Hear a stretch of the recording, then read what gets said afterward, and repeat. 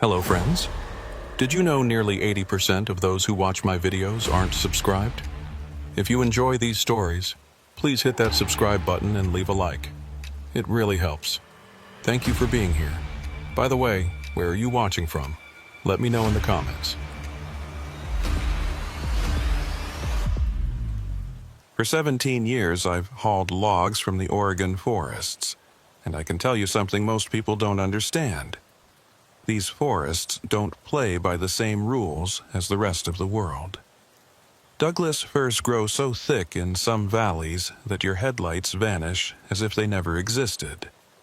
Fog rolls in from the Pacific and settles into the hollows, so thick you can almost touch it.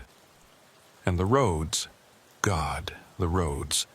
They wind through terrain that hasn't changed much since the Ice Age, following paths that loggers carved out a century ago with nothing but axes and mules. My name is Rick Holloway, and I drive for Cascade Timber out of Eugene. I've been with the company since 2008, back when diesel was cheap and you could live a decent life without wearing yourself out.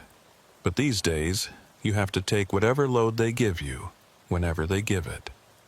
So on a Tuesday night in October at 11:30 p.m., I was driving east on Highway 58 toward the Willamette National Forest in an empty truck.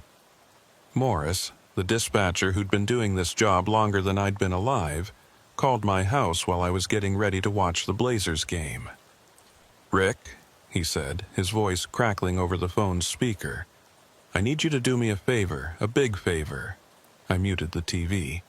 Morris never called after hours unless it was important. "What's going on?" "We've got a situation up at the Rigdon camp. They finished cutting a section ahead of schedule, and the logs need to be out by tomorrow morning. Environmental inspectors are coming through, and if those trees are still on the ground when they show up, we're looking at fines that could shut down the whole operation for a month." "Tonight?" I looked at the clock on my wall. "Morris, it's almost midnight." "I know what time it is. Look, I've got nobody else. Patterson's truck threw a rod this morning. Jensen's got his kid in the hospital, and the rest of the guys are already out on runs. You're it. Double rate, cash bonus on top. What do you say?" I thought about my mortgage payment, due in 3 days. Thought about the transmission in my personal truck that was making a grinding noise I couldn't afford to fix. "What's the route?" "That's the thing," Morris said, and I could hear him shuffling papers on his desk. "The usual road up to Rigdon, Forest Service Road 5897, got washed out in last week's storm. They've been using an alternate route, old logging road that connects through from the east side. I'm sending you the coordinates now." My phone buzzed with a text message. I opened it and saw a pin dropped on a map, way up in the mountains, surrounded by nothing but green. I don't recognize this road. It's old, from the 60s or 70s. Hasn't been used much in recent years, but the crew up there says it's in decent shape. Rough in places, but passable. You'll manage. I should have said no right then. Should have told Morris to find somebody else, or to wait until morning, or to eat the fines. But I didn't. I needed the money. And besides, I'd driven just about every logging road in the Cascades at one point or another. How bad could it be? "All right," I said. "I'm in. Attaboy. Get up there, load out, and bring those logs down to the mill in Oak Ridge. Whole thing shouldn't take you more than 6-7 hours. You'll be home before breakfast." I hung up, grabbed my thermos and my gear bag, and headed out to where my Kenworth was parked in the driveway. The night was clear and cold. Stars scattered across the sky like someone had spilled salt on black velvet. No moon, though. That should have been another sign. The drive from my place in Springfield to the foothills took about 45 minutes. I knew this part of the route by heart. Highway 58 winding up through the mountains, past Lookout Point Lake, into the National Forest. This time of night, there was almost no traffic. Just me and the deer that would occasionally dart across the road, their eyes flashing green in my headlights before they disappeared back into the trees. I pulled off at milepost 37, where Morris had told me the turnoff would be. It took me a few minutes to find it. Just a gap in the trees with a faded wooden post that might have once held a sign. The post was weathered gray, covered in moss, and the only reason I spotted it at all was because I was looking for it. The road itself was barely wider than my truck. Gravel and dirt, with grass growing up the middle where vehicles didn't usually drive. The trees pressed in close on both sides, their branches forming a tunnel overhead. I shifted down, turned on my work lights, and nosed the Kenworth into the darkness. The GPS on my dash showed the route Morris had sent me, a thin gray line snaking up into the mountains. But it also showed something else. According to the satellite map, there was no road here, just solid green forest. I figured it was old data. These maps didn't always show the logging roads, especially the ones that predated satellite imaging. I drove for about 20 minutes, climbing steadily. The road was rough, full of potholes and washouts that I had to navigate carefully, even with the empty flatbed. Twice, I had to stop and back up to get a better angle around a tight switchback. The trees kept getting thicker, bigger. Old-growth firs and cedars that had been here since before anyone thought to cut them down. That's when I noticed the first strange thing. Up ahead, caught in my headlights, was a piece of equipment I recognized. An old yarder, one of those massive machines they used to use to drag logs out of the forest. It was ancient, probably from the 50s, sitting rusted and half collapsed about 20 feet off the road. The cables were still attached, disappearing up into the trees like the tentacles of some mechanical octopus. I slowed down as I passed it. The operator's cab was empty, the windows broken out, moss growing over everything. There was something written on the side in faded paint, but I couldn't make it out. What struck me as odd was the location. Why would they have left a yarder this far up a road that was supposedly still in use? Usually, when they abandoned equipment, it was because the road had been decommissioned. I shook off the uneasy feeling and kept driving. The road climbed higher, the air getting colder. I could see my breath fogging up the windshield, and I cranked the heat up another notch. The radio had lost its signal miles back, leaving me with nothing but the rumble of the diesel engine and the crunch of gravel under my tires. Another 15 minutes, and I saw the second thing that bothered me. In the trees to my right, illuminated briefly by my passing headlights, was a building, or what was left of one. A small cabin, maybe an old Forest Service outpost, completely collapsed in on itself. The roof had caved in, and saplings were growing up through the floor, but what caught my attention was the door. It was standing wide open, hanging from one hinge, and in the moment my lights swept across it, I could swear I saw movement inside. I hit the brakes without thinking about it, the truck lurching to a stop. I sat there for a minute, engine idling, staring at the ruin. Nothing moved. No lights, no sounds except the wind in the trees. I told myself it was probably an animal, a raccoon or a deer that had taken shelter in the wreckage. But I didn't believe it. I put the truck back in gear and kept going, checking my mirrors more frequently now. The GPS said I was still on the right route, still heading toward the coordinates Morris had given me. But the road kept getting narrower, the trees kept pressing closer, and I hadn't seen any other tire tracks since I'd turned off the highway. The third thing I noticed was the smell. Even with my windows up and the vents closed, I could smell it seeping into the cab. The scent of wood smoke, old and stale, like someone had built a fire weeks ago and it had never quite gone out. There was no source I could identify, no campfire or chimney, just that persistent smell of burning. I checked the dashboard. The truck's temperature was fine, no warning lights, nothing overheating, but the smell kept getting stronger.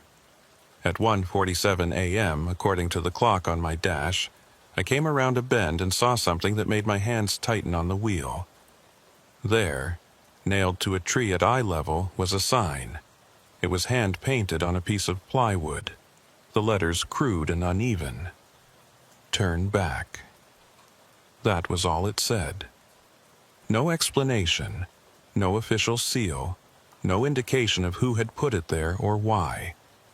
Just those 2 words in faded red paint. I stopped the truck again, this time leaving it in gear with my foot on the brake. I sat there staring at that sign, and for the first time since I'd left home, I seriously considered turning around. The road behind me was barely wide enough to turn around in, but I could probably manage it if I took my time. Back down to the highway, back to my house, call Morris in the morning and tell him I couldn't find the road. But then I thought about the money, the double rate, the cash bonus, the mortgage payment, the transmission. I thought about Jensen's kid in the hospital, about Patterson's broken-down truck, about all the guys who were depending on loads like this to keep Cascade Timber in business. I thought about 17 years of driving these roads without incident. 17 years of knowing these mountains better than most people knew their own neighborhoods. I put my foot back on the gas and drove past the sign. The road got worse after that. The potholes got deeper, the washouts wider. Twice I had to gun the engine to make it through muddy sections where the truck's wheels spun before catching traction. The trees were massive now, old-growth monsters that would have taken 3 or 4 men holding hands to encircle. Their bark was black with moisture, and in my headlights they looked less like trees and more like the walls of a tunnel closing in around me. At 2:15 a.m., the road suddenly opened up into a clearing. I almost didn't believe it at first. After miles of that claustrophobic forest, the sudden open space felt wrong, like I'd driven into a void.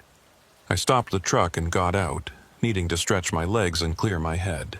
The clearing was maybe 50 yards across, roughly circular, with the road cutting straight through the middle. The ground was covered in gravel and packed earth, and in the center there was a fire ring made of stones. The ashes inside looked fresh, not smoking, but not old either. A few days at most. I walked over to the fire ring and crouched down next to it. The ashes were definitely recent. I could see the remnants of burned wood, the charred ends still recognizable. Someone had been here, and not long ago, but there were no other signs of occupation. No tent, no vehicle tracks, no trash. Just the fire. I stood up and looked around the clearing. That's when I saw them. At the edge of the clearing, right where the trees started again, there were markers. Wooden stakes, maybe 2 feet tall, driven into the ground in a rough circle around the fire ring. There were dozens of them, all identical, all spaced about 10 feet apart. I walked over to the nearest one and examined it. The stake was fresh cut. The wood still light-colored, not weathered. There was nothing carved or painted on it, no indication of what it was marking. I grabbed it and tried to pull it out of the ground, but it wouldn't budge. It was driven in deep, deeper than it needed to be for any surveying or marking purpose I could think of. The wind picked up, and I heard something that made the hair on the back of my neck stand up. It was a sound like wind chimes, delicate and metallic, coming from somewhere in the trees. I turned slowly, trying to locate the source, but it seemed to come from everywhere at once, or nowhere. I got back in my truck faster than I cared to admit. Locked the doors, which was stupid. What was I going to lock out in the middle of the forest? And checked the GPS again. According to the coordinates, the Rigdon camp was still about 8 miles ahead, higher up the mountain. I drove through the clearing and back into the trees. The road on the other side was even worse than before, barely more than a trail. Several times, branches scraped along the sides of my truck with a sound like fingernails on metal. The canopy overhead was so thick now that my headlights seemed to create more shadows than illumination. At 2:47 a.m., I rounded another switchback and saw lights ahead. Finally, I felt relief wash over me. The camp, the crew, other people. But as I got closer, I realized the lights weren't moving. They were just sitting there, stationary, about 50 yards ahead. I slowed down, confused. As I got nearer, I could see that the lights were actually reflectors, the kind they put on road signs or barriers. They were attached to something in the middle of the road, something big and dark that I couldn't quite make out. 20 yards away, I stopped and grabbed my flashlight from the door pocket. I left the truck running, I wasn't making that mistake, and climbed down from the cab. The temperature had dropped even further, and I could see frost forming on the gravel. The object in the road was a truck, not a logging truck like mine, but an old pickup, probably from the 70s, based on the body style. It was parked sideways, completely blocking the road, and it had been there for a while. The tires were flat, the windows covered in condensation on the inside, and when I got close enough to see through the windshield, I saw that the front seats were covered in what looked like moss or mold. The driver's door was open. I stood there with my flashlight, the beam cutting through the darkness, and tried to make sense of what I was seeing. The truck was ancient, abandoned, but those reflectors on the back were clean and bright, like someone had put them there recently. Why would anyone do that? I walked around to the open door and shined my light inside. The interior was gutted, seats torn up, dashboard cracked and peeling, steering wheel missing. But on the passenger seat, sitting in the middle of all that decay, was a map. A paper map, the old fold-out kind, and it looked brand new. I reached in, and I'm still not sure why I did this, and picked up the map. It was a topographical map of the Willamette National Forest, the kind that the Forest Service used to hand out at ranger stations. I unfolded it and immediately saw that someone had drawn on it with a red marker. A route, starting from Highway 58 and climbing up into the mountains along a road that, according to the map, didn't exist. My road. The exact road I was on. But that wasn't the disturbing part. The disturbing part was the X marked at the end of the route, drawn in the same red marker with a single word written next to it. Stop. I folded the map back up, my hands shaking now, and looked at the old truck. Whoever had driven it here, they'd been following the same route I was, and they'd left this map, this warning, for whoever came after. I walked back to my Kenworth, map in hand, and climbed into the cab. I sat there for a long minute, the engine rumbling, trying to decide what to do. The old pickup was blocking the road, but I could probably squeeze past it if I went slow and kept my wheels on the extreme edge of the gravel. The trees were thick, but there might be just enough room. Or I could turn around. The clearing would be big enough to maneuver a turn. I could be back on Highway 58 in an hour, back home in 2, safe. I looked at the map again, at that red X, at the word stop.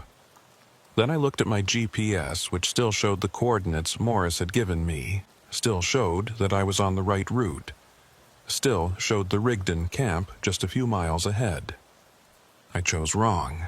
I put the truck in gear, turned the wheel hard to the right, and inched forward past the abandoned pickup. My mirrors were maybe 3 inches from the tree trunks, and I heard branches scraping along the passenger side, but I made it through. Once I was clear, I straightened out and kept driving, the map sitting on the passenger seat next to me. The road climbed steeper now, the engine straining, the transmission downshifting automatically to maintain traction. I could feel the truck swaying slightly as the road narrowed even further. This wasn't a logging road anymore, this was barely a trail, something that maybe ATVs used, if anyone used it at all. At 3:23 a.m., according to my dash clock, I crested a ridge, and the forest suddenly fell away on my left. I was high up on the mountain now, high enough that I could see out over the canopy. Below me, stretching for miles in every direction, was an ocean of trees, dark and endless. No lights anywhere, no sign of civilization, just forest. I looked to my right, where the mountain rose up, and that's when I saw it. Cut into the hillside, barely visible in my headlights, was a structure. Not a cabin this time, but something else. It looked like the entrance to a mine, an arched opening framed with timber, disappearing into the mountain. I stopped the truck and stared at it.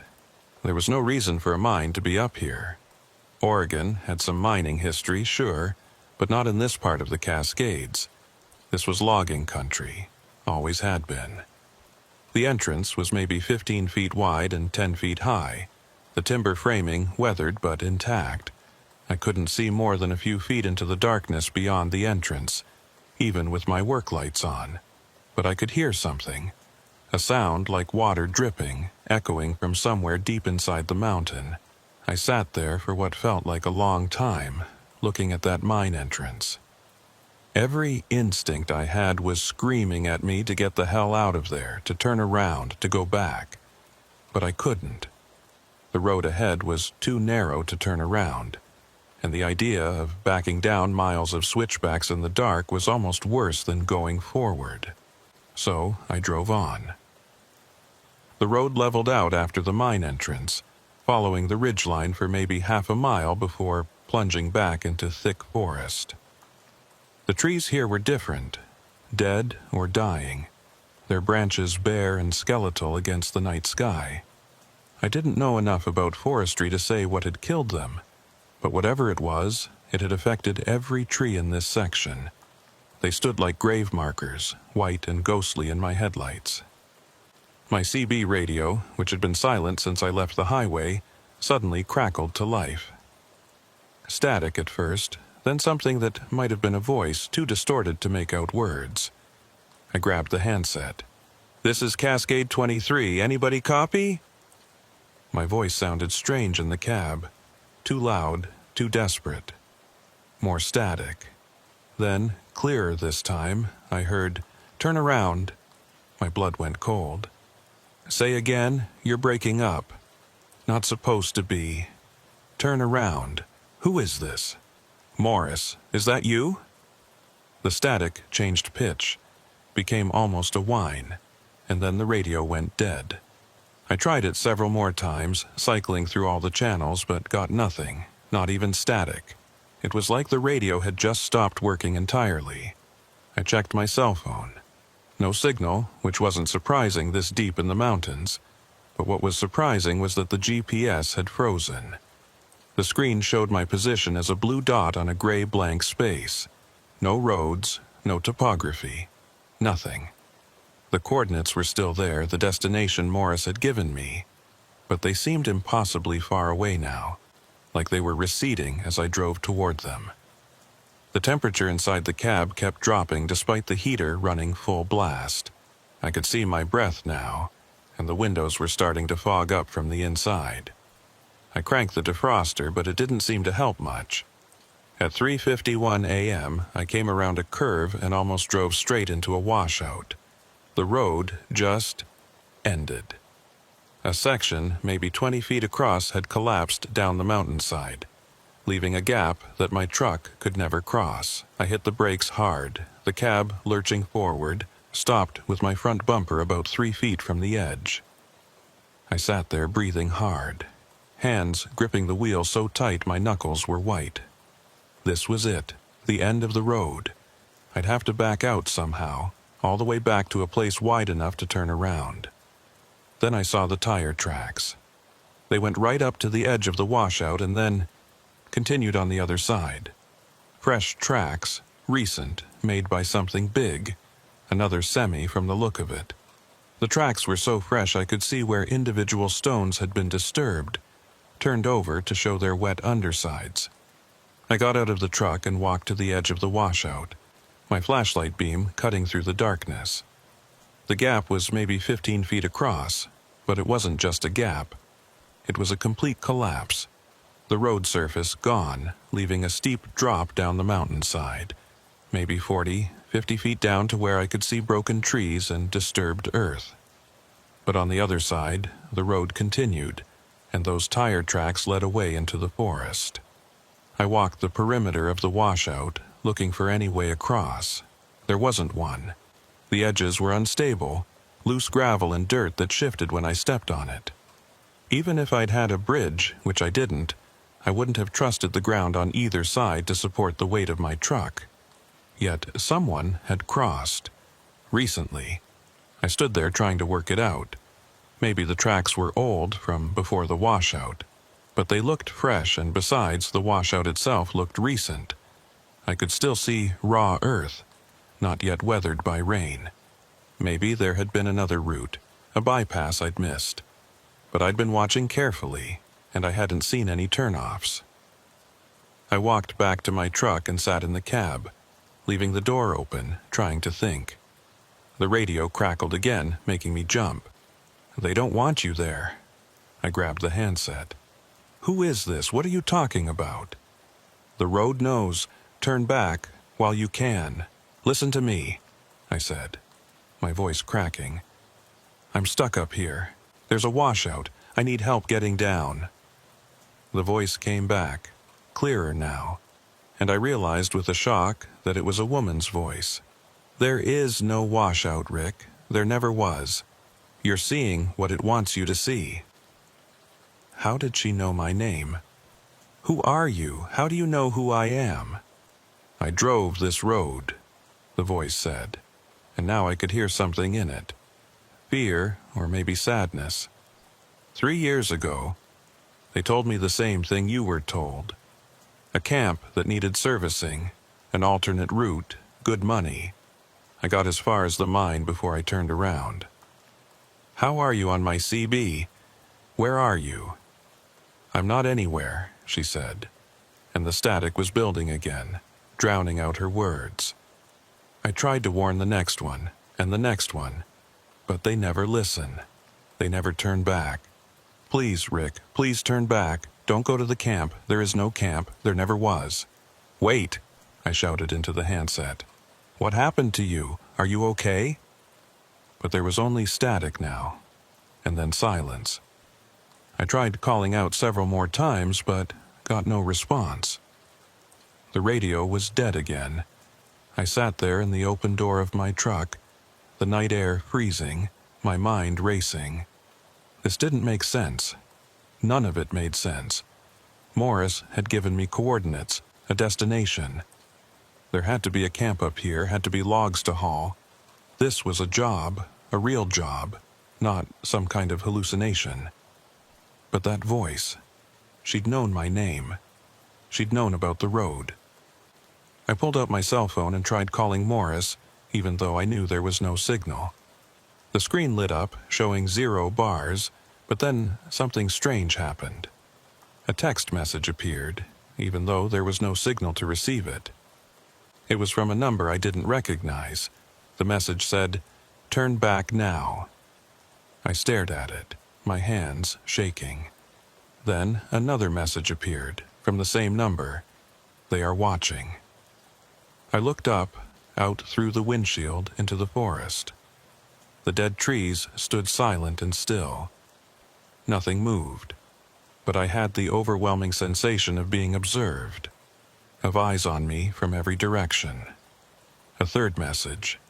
"The camp is not what you think." I thumbed through my phone, looking for the message Morris had sent me with the coordinates. It was still there, but when I tapped on it, the pin on the map shifted. It moved north, maybe half a mile, to a location that wasn't on any road, wasn't near anything, just a point in the middle of dense forest. I watched, horrified, as the pin moved again, this time south, then east. It was wandering around the map like it couldn't decide where it wanted to be, like the destination itself was uncertain. Then my phone went dark. Completely dark.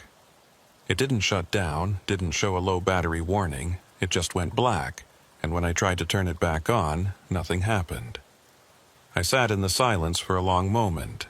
Then I got out of the truck, walked around to the back, and checked my load, or lack of load. The empty flatbed sat there, waiting for logs that I was beginning to think didn't exist. When I walked back to the front of the truck, I noticed something I hadn't seen before. On the ground, maybe 10 feet in front of the washout, there was something dark. I walked over to it, flashlight in hand. It was a stain. A dark, reddish-brown stain, soaked into the gravel and dirt. It was roughly circular, maybe 3 feet across, and when I crouched down and looked closer, I could see that it had soaked deep into the ground. This wasn't recent. This had been here for a while, maybe months or years. But fresh tire tracks ran right through it. I stood up quickly and backed away, my heart hammering. I walked back to the edge of the washout and shined my light down into the gap. In the beam of my flashlight, I could see something at the bottom of the slope. Something metal, glinting. I angled the light, trying to get a better view. It was hard to make out from this distance, but it looked like a truck, or parts of one. A cab, twisted and crushed, half buried in the earth and debris. I couldn't see any markings. Couldn't tell how long it had been there, but it looked old. Really old. I thought about the woman on the radio. I tried to warn the next one, and the next one. How many had there been? How many trucks had driven up this road and never driven back down? I made my decision then. I was getting out of here, whatever it took. If I had to back down the entire mountain in the dark, I'd do it. If I had to abandon my truck and walk, I'd do that too. But I wasn't going any further up this road. I climbed back into the cab, put the truck in reverse, and started backing up. The road was terrifyingly narrow, and I had to crane my neck around to see where I was going using my mirrors and backup camera. The trees seemed closer than before, their branches reaching out toward the truck like they wanted to grab it, pull it into the forest. I'd gone maybe 50 yards when I heard the sound, a deep, resonant boom, like thunder, but coming from inside the mountain. The whole truck shook with it, and I stopped, my foot on the brake, waiting for it to pass. It came again, louder this time, and then again, settling into a rhythm. Boom, boom, boom, like something massive, something impossibly large, walking through the mountain, each footstep shaking the earth. The dead trees around me started to sway, not from wind, but from the vibrations. I could hear branches breaking, falling to the ground. Dust and small rocks were sliding down the hillside to my right, dislodged by the shaking. I put the truck back in gear, not caring any more about being careful, and hit the gas. The truck shot backward, tires spinning on the gravel. I clipped a tree with my rear corner, heard the crunch of metal, but kept going. The booming sounds were getting louder, more frequent, like whatever was making them was getting closer. Then, as suddenly as it had started, it stopped. Complete silence again, so total that it felt like pressure on my eardrums. I stopped the truck and sat there, breathing hard, listening. Nothing. No wind, no animals, no distant sounds of civilization. Just silence. And then I heard it. A voice calling from somewhere up ahead on the road, from the direction I'd been going. A man's voice, clear and strong. "Rick! Hey, Rick, you up there?" I froze. It sounded like Morris. It sounded exactly like Morris. "Rick, can you hear me? We've been trying to reach you on the radio." I looked at my CB. Still dead. No lights, no static, nothing. "Rick, listen, there's been a mistake. You need to come back up to the camp. We're all waiting for you. We've got the logs ready to load. Come on back. We're burning daylight here." It was full night. There was no daylight to burn. "Rick, don't make me come looking for you, buddy. Just turn that truck around and come on up. It's just around the bend. You're almost here."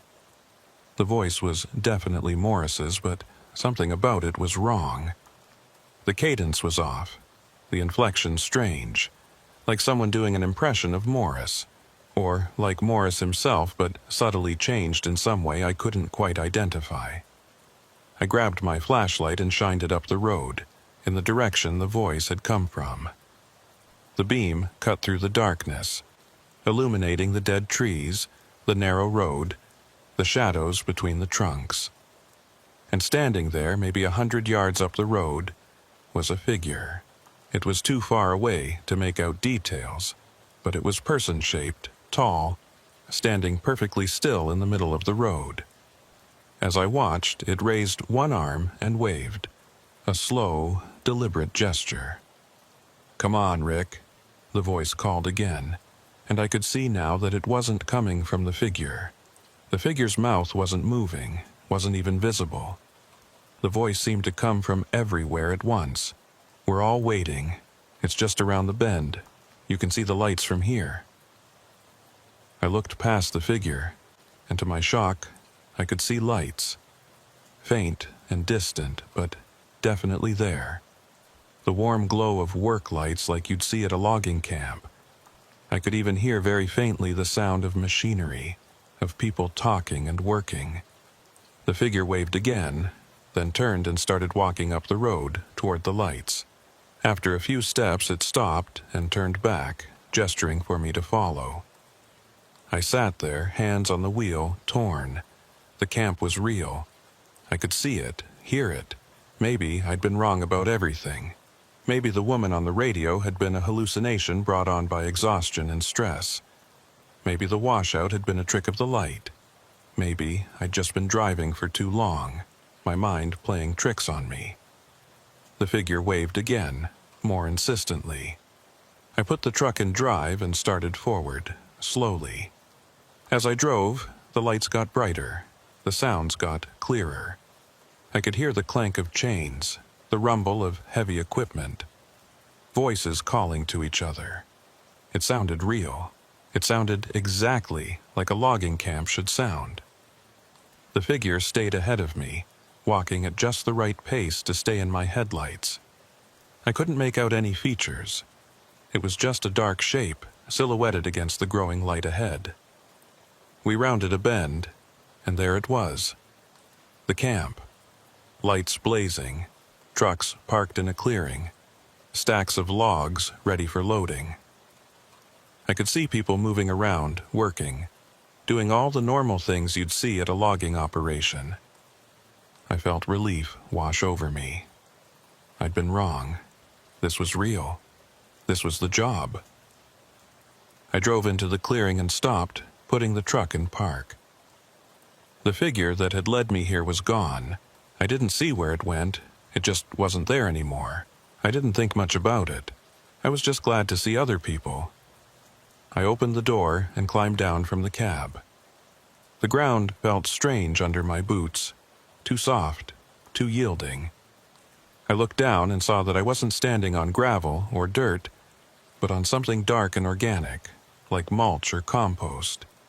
It had a smell, too, not unpleasant, but strange, like mushrooms or damp earth. "Hello?" I called out. "I'm here for the pickup. Morris sent me." The workers didn't respond. They kept moving, kept working, but none of them looked at me. I walked closer to the nearest one, a big guy in a flannel shirt and suspenders, loading logs onto a truck with a winch. "Excuse me," I said. "Can you tell me who's in charge here?" The man didn't turn around, didn't acknowledge me at all, just kept working. His movements mechanical, repetitive. I reached out and touched his shoulder, and that's when everything changed. The moment my hand made contact, the man went completely still. Then, slowly, he turned his head to look at me. Where his face should have been, there was nothing. Not a blank space, not a blur, nothing. An absence, a void, like looking into a hole in the world. I stumbled backward, and that's when I realized that all the workers had stopped. They were all turning to look at me, all of them faceless, all of them perfectly silent. The lights started to flicker. The sounds of machinery and voices began to distort, stretching out, slowing down like a record player winding down. The logs on the ground started to sink into that dark, organic soil, disappearing inch by inch. I ran. I didn't think, didn't plan, just turned and ran back to my truck. Behind me, I could hear movement, the sound of many feet on soft ground, all moving in the same direction. Toward me. I reached my truck, yanked the door open, and threw myself into the cab. Slammed the door, locked it, turned the key. The engine caught immediately, thank God, and I threw it into reverse, backing out of that clearing as fast as I dared. In my mirrors, I could see them. The faceless workers, standing in a line at the edge of the clearing, watching me go. As the lights from the camp flickered and died, they faded with them, becoming shadows, then nothing. I kept backing up until I found a wide enough spot to turn around. Then I pointed the nose of my Kenworth downhill and drove, faster than I should have, not caring about the rough road or the narrow clearances. I just needed to get away from that place, away from those things, away from that road. I drove hard for what felt like hours, but was probably only 30 or 40 minutes, the truck bouncing and lurching over the rough road. My headlights swept across the dead trees, the narrow track, the shadows between the trunks. I kept expecting to see that washout, the one that had made me turn back in the first place, but it never appeared. The road was continuous, damaged and rough, but passable. I should have recognized that as another bad sign, but I was too focused on getting down to think clearly. At some point, I couldn't tell you exactly when, the dead trees gave way to living ones again. The change was sudden, like passing through a curtain. One moment I was driving through that skeletal forest, the next I was back among the Douglas firs and cedars, their branches full and green even in the darkness. I checked the GPS. Still frozen, still showing me as a blue dot in gray space. I checked my phone. Still dead. The CB radio was silent, not even static. But I was descending, I could feel that much. The road was dropping in elevation, winding down the mountain the same way it had wound up. I just had to keep going, keep following it down, and eventually I'd hit the highway again. I'd be safe. That's what I told myself. At 4:47 a.m., according to my dash clock, I passed the clearing with the fire ring. I recognized it immediately.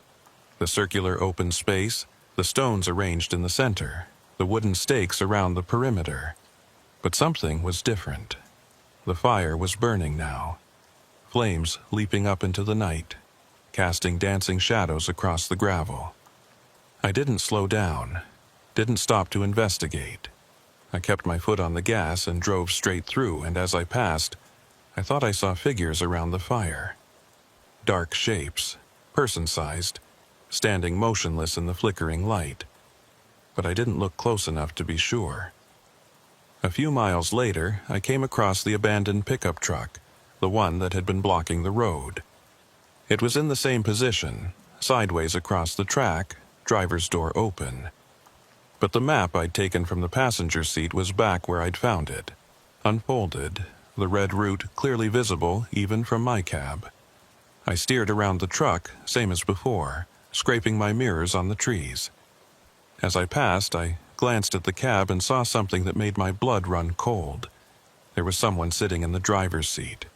I caught just a glimpse, a pale face, dark eyes, mouth open like they were screaming or trying to warn me, and then I was past it, and I wasn't about to stop.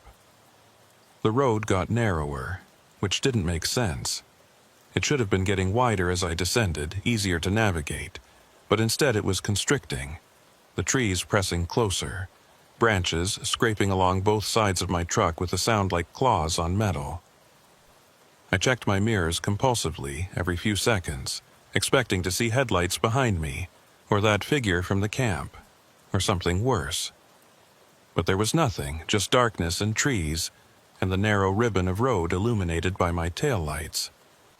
Then I noticed something in my passenger side mirror. Movement, keeping pace with my truck. I turned my head to look, but there was nothing there. When I looked back at the mirror, I saw it again. A shape, dark against the trees, running alongside my truck. Not like an animal runs, but with a strange gliding motion, like it was floating just above the ground. I sped up. The shape kept pace easily, matching my speed exactly. When I slowed down to navigate a tight curve, it slowed with me. It was staying in my blind spot, just at the edge of my peripheral vision, never quite visible when I looked directly at it. The CB radio crackled to life again, making me jump so hard I swerved and nearly hit a tree. "You can't outrun it, Rick." It was the woman's voice again, but clearer now, more immediate. "What is it?" I asked, my voice shaking. "What's following me?" "It's not following you," she said. "You're taking it with you. You were at the camp. You saw them. You made contact. Now it knows you." "Knows me? What the hell does that mean?" "It means you're marked," she said, and I could hear genuine sorrow in her voice.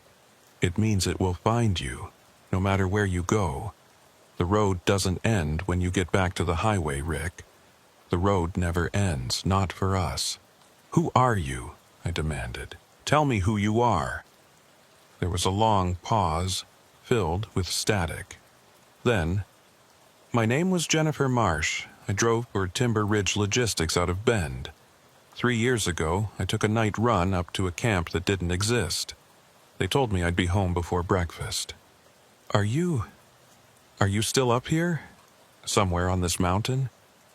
"I don't know where I am," she said, and her voice was fading now, the static building. "I got off the mountain, made it back to the highway, drove all the way home. But the road came with me. It's in my house now, Rick. It's in my mirrors. It's in every dark hallway, every closed door. I can't escape it. None of us can." "There are others? So many others," she whispered. "We all made the same mistake. We all went to the camp. And now we're all on the road. Forever." The radio went dead again. I was shaking so hard I could barely keep the truck steady. In my passenger mirror, the shape was still there, closer now. I could almost make out features. Something tall and angular with too many limbs, or limbs that bent in wrong directions. I came around a bend and saw lights ahead. Real lights, not the fake ones from the Phantom camp. I could see the glow of streetlights, the reflection of headlights on pavement, the highway. I was almost there. I gunned the engine, pushing the truck as fast as it would go on the rough road. The lights got closer, brighter. I could see the highway now, see cars passing in the distance. Normal cars, normal people, going about their normal lives. The shape in my mirror was falling behind, unable or unwilling to follow me out onto the paved road. I felt a surge of relief. I was going to make it. I was going to get off this mountain and never ever come back. I hit the highway doing 40, not even slowing for the turn. Rubber squealed as I merged into the lane, and a car behind me blared its horn, but I didn't care. I was off that road. I was safe. I drove straight through to Oak Ridge, didn't stop, didn't slow down. When I reached the mill, the sun was just starting to come up, painting the sky in shades of pink and orange. I pulled into the yard, shut off the engine, and just sat there for a long time, shaking. My phone buzzed. Signal had returned. I had 17 missed calls, all from Morris. I called him back. "Rick, Jesus Christ, where have you been? I've been trying to reach you for hours." "I was on the mountain," I said, my voice hoarse, "where you sent me." "What are you talking about? I didn't send you anywhere. I called you last night to see if you could take a run this morning, but you didn't answer." I pulled the phone away from my ear and looked at it, confused. "Morris, you called me at midnight, told me about a pickup at Rigdon Camp, gave me coordinates. Rick, I was asleep at midnight, and there is no Rigdon Camp. That whole area got shut down 5 years ago after the Forest Service found endangered owl habitats. Nobody's been allowed to log up there since." I sat there in silence, trying to process this. But you sent me a text with coordinates. I didn't send you anything. Rick, are you okay? You sound really rough. I checked my phone. The text from Morris was still there, the one with the coordinates. I tapped on it to show him, but the screen went fuzzy, the text dissolving into pixels and then disappearing entirely. When the screen cleared, there was no text, no coordinates, no record of any communication from Morris after our last legitimate call, 3 days ago. I need to go, I said, and hung up before he could respond. I got out of my truck and walked around it, checking for damage. Both sides were scratched to hell from the trees, long gouges in the paint and metal. The passenger side mirror was cracked, but otherwise the truck was intact. I climbed back in the cab and looked at the map I'd taken from the abandoned pickup. Except it wasn't there. I searched the cab, the floor, the passenger seat, everywhere. The map was gone. The GPS came back to life, the screen showing my current location at the mill in Oak Ridge. I scrolled back to show where I'd been, looking for that road, those coordinates, any evidence of where I'd spent the last 6 hours. There was nothing. According to the GPS, I'd driven straight from my house to the mill. No stops, no detours. Like that road had never existed. I reported the truck damage to Cascade's maintenance department. Told them I'd scraped against some trees on a narrow Forest Service road. They grumbled about it, but didn't ask too many questions. I took the next 3 days off, told Morris I was sick. He didn't push. For a while, I thought I'd made it. I thought I'd escaped.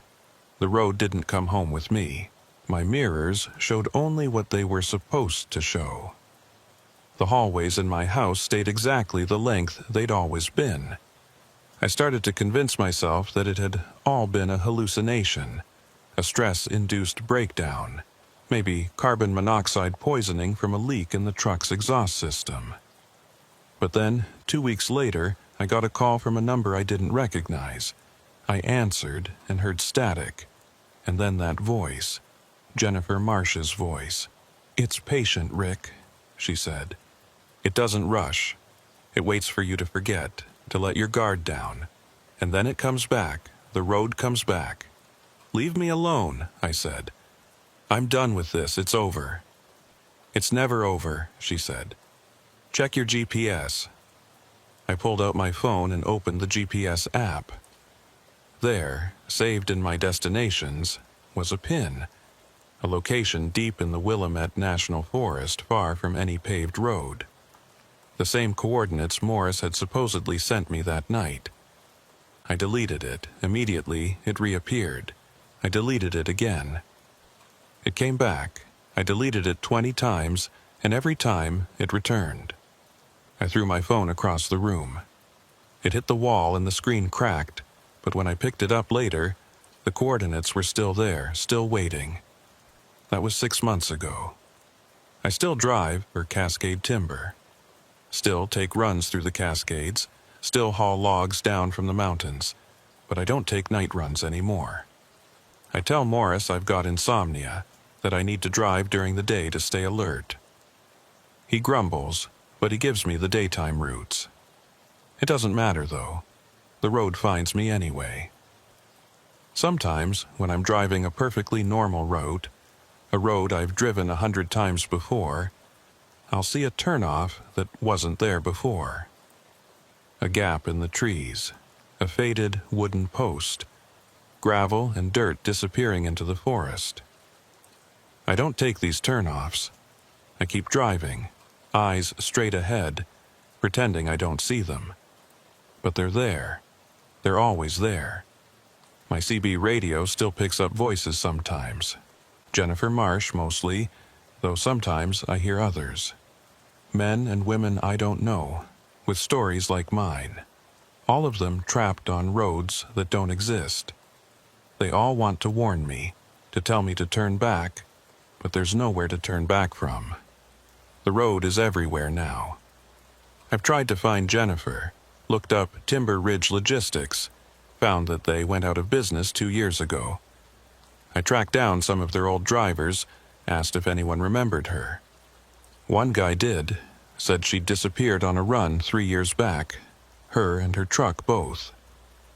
They found the truck a week later, parked at a rest stop outside of Bend, empty, keys still in the ignition.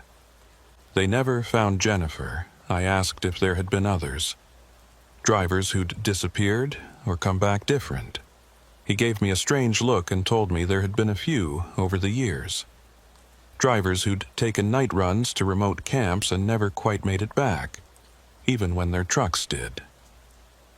He said the company stopped sending people to certain parts of the forest after a while. Too many incidents, too many questions. I think about Morris's call sometimes, the one that probably never happened. I think about how real it seemed, how I never questioned it, how I just took the job and went. I wonder if that's how it works. If the road doesn't pull you in with force, but with familiarity, with the routine of the job, the promise of money, the simple human desire to help out when someone asks. I wonder how many other drivers got the same call. How many of them took the same route I did. How many of them are still up there, driving roads that shift and change, looking for camps that dissolve when you get too close. Last week, I saw the old pickup truck. Not on the mountain, not on some forgotten logging road, but on Highway 58 parked at a scenic overlook. Same truck, same faded paint, same passenger door hanging open. I almost stopped, almost walked over to check if that map was still on the seat. But I kept driving, and when I checked my rearview mirror, the truck was gone. The coordinates are still on my phone. I've tried everything. Factory reset, new SIM card, new phone entirely. Doesn't matter. They always come back. Sometimes they move. Shifting a few miles north or south or east, like the destination is searching for something. Or like it's waiting for me to finally give in and follow them. I dream about that road sometimes. The dead trees, the fire ring, the mine entrance carved into the mountain. I dream about the camp that wasn't a camp, about the faceless workers loading logs that weren't real. I dream about what's in that mine, what's making those booming sounds deep in the mountain. I dream about what would have happened if I'd kept driving, if I'd gone past the camp, further up the mountain to wherever the road actually leads. I don't think I want to know. But here's the thing that keeps me awake at night. I look at the other drivers sometimes, the ones I see at the truck stops and the mills, the ones who look just a little too tired, a little too jumpy, checking their mirrors a little too often. And I wonder how many of them have been on that road, how many of them have their own coordinates that won't delete, their own voices on the CB warning them to turn back. How many of us are there driving in circles trying to stay off a road that's already inside us? Last night, I got a text from Morris. A real one this time, I think. It said they need someone to take a night run up to the Willamette. Some kind of emergency pickup, double pay. I deleted it, but my fingers hovered over the keyboard, thinking about the money, thinking about how I could really use it, thinking about how it would only take a few hours. That's how it gets you. That's how it always gets you. I didn't respond to Morris. I turned off my phone and went to bed. But I could still see those coordinates burned into my mind like they'd been branded there. I could still hear Jennifer's voice, telling me the road never ends. She's right, it doesn't. I drive every day, hauling logs down from the mountains, and every day I pass those turnoffs, those gaps in the trees, those faded wooden posts, and every day I don't take them. But someday I will. I can feel it. Someday the pull will be too strong, or I'll be too tired to resist, or I'll convince myself that I just need to prove it wasn't real. And when that day comes, I'll turn off the highway and onto that road, and I'll drive up into the mountains where the trees are too thick and the fog is too heavy and the silence is too complete. And I won't come back. Not really. Oh, I might make it down the mountain, might even make it home. But the road will come with me, the way it came with Jennifer, the way it comes with all of us. It'll be in my mirrors, in my hallways, in every dark corner and closed door. It'll be waiting for me every time I close my eyes, every time I get behind the wheel. The road is patient. It knows I'm marked, and sooner or later, marked or not, we all end up exactly where we're supposed to be. I just hope I remember to warn the next one.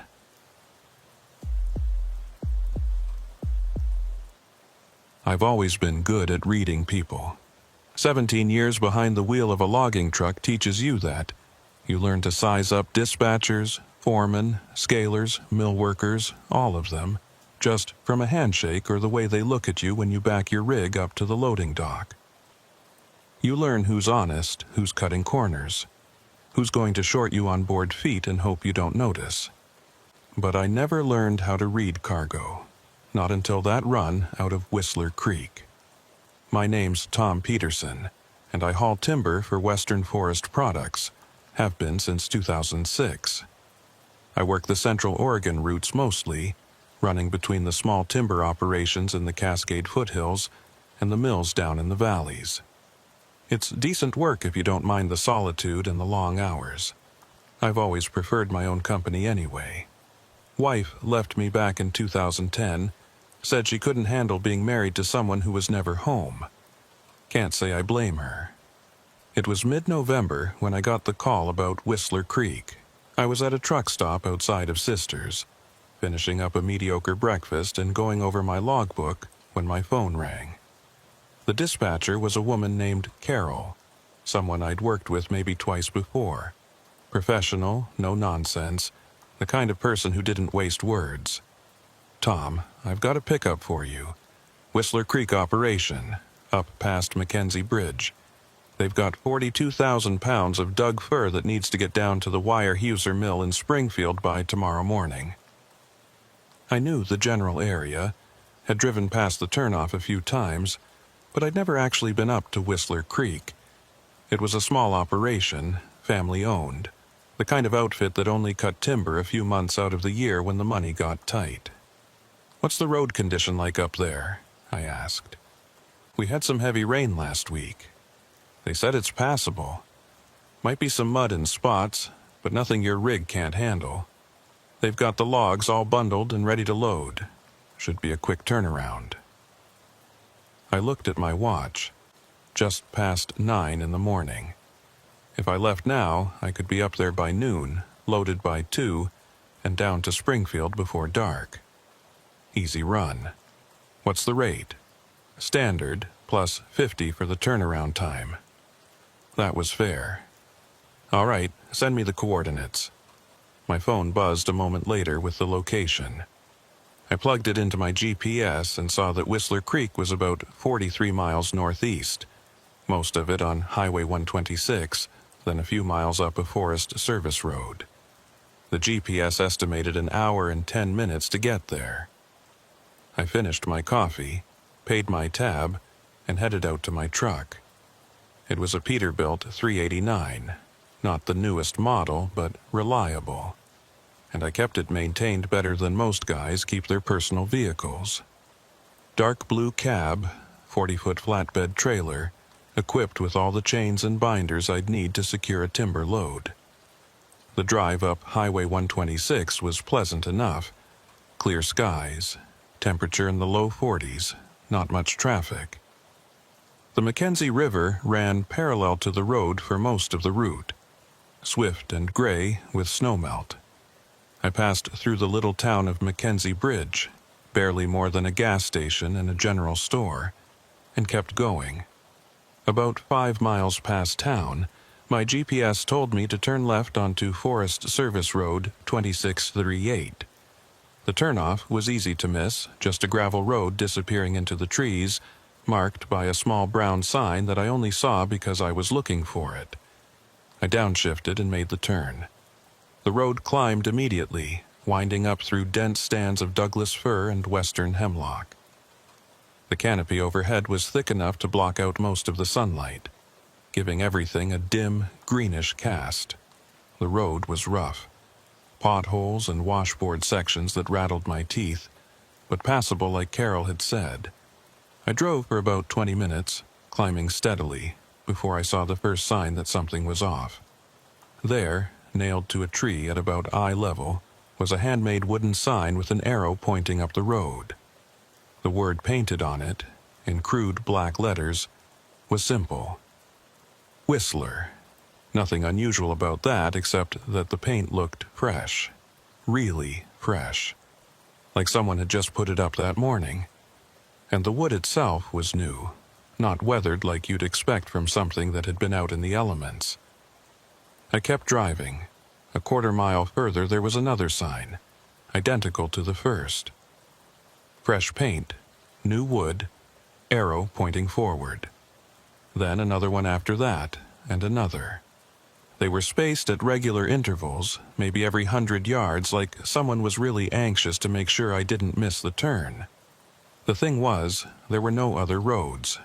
No turnoffs, no forks, nothing. Just this one gravel track climbing up through the forest.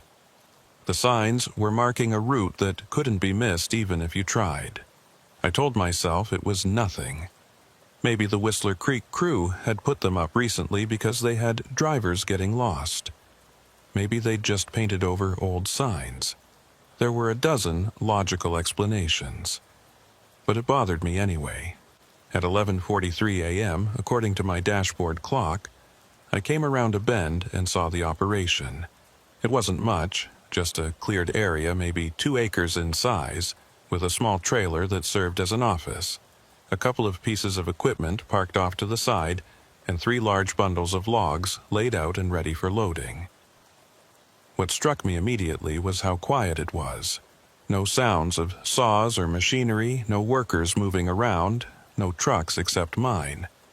Just silence, and those 3 bundles of logs sitting there in the clearing. I pulled my rig up next to the bundles and killed the engine. Sat there for a minute, looking around. The trailer's door was closed, no lights on inside that I could see. The equipment, a skidder and an old excavator, looked like they hadn't been used in days. There was no fresh sawdust, no diesel smell in the air, none of the normal signs of an active logging site. I climbed down from the cab and walked over to the trailer. The steps up to the door were slick with moisture, and when I knocked, the whole structure shook slightly, cheap and temporary. No answer. I knocked again, harder this time. "Hello? Anybody here? I'm with Western Forest Products here for the pickup." Nothing. Not even the sound of movement inside. I tried the door handle. Locked.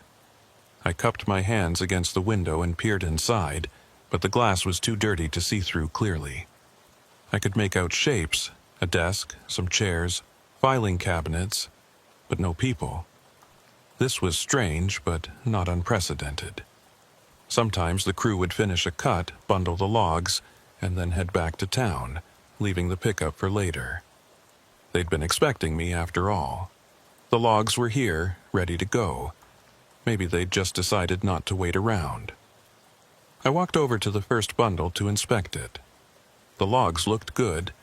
Clean, straight-dug fir, ranging from about 24 to 36 inches in diameter. They were properly bundled with steel cables, the ends marked with orange paint to show they'd been scaled. Everything looked legitimate. I did a walk around of all 3 bundles, checking for rot or damage, making sure the cables were secure. It all looked fine. 42,000 pounds, Carol had said, and from what I could see that seemed about right. The only odd thing, and it was a small thing, probably nothing, was the smell. The logs had a scent to them, which wasn't unusual. Fresh-cut timber always smells like the tree it came from. But this smell was different. Sharper, almost medicinal, like eucalyptus or camphor. I'd never smelled anything quite like it from dug fir before. I walked back to my truck and grabbed my loading gear. I had a portable winch system I could use to drag the bundles onto the flatbed, and enough chains and binders to secure them properly. The whole loading process would take me maybe 90 minutes working alone. I was hooking up the first cable when I heard it. A sound from somewhere in the trees, sharp and clear in the silence. It took me a second to place it, but when I did, my hands stopped moving. It was a whistle, a human whistle. The kind someone does to get your attention. 2 short notes going up in pitch. I straightened up and looked toward the tree line. "Hello? Someone there?" The whistle came again, from the same direction. Definitely human. Definitely intentional. But I couldn't see anyone. The forest was too thick, the shadows too deep. "I'm here for the pickup," I called out. "If you're from the Whistler Creek crew, I could use a hand loading." No response this time. Just silence, and then, faintly, I heard footsteps. Someone walking through the underbrush, moving parallel to the clearing. I couldn't see them, but I could hear them clearly. The crack of twigs, the rustle of leaves, the deliberate pace of someone who wasn't trying to be quiet. The footsteps stopped. Everything went silent again.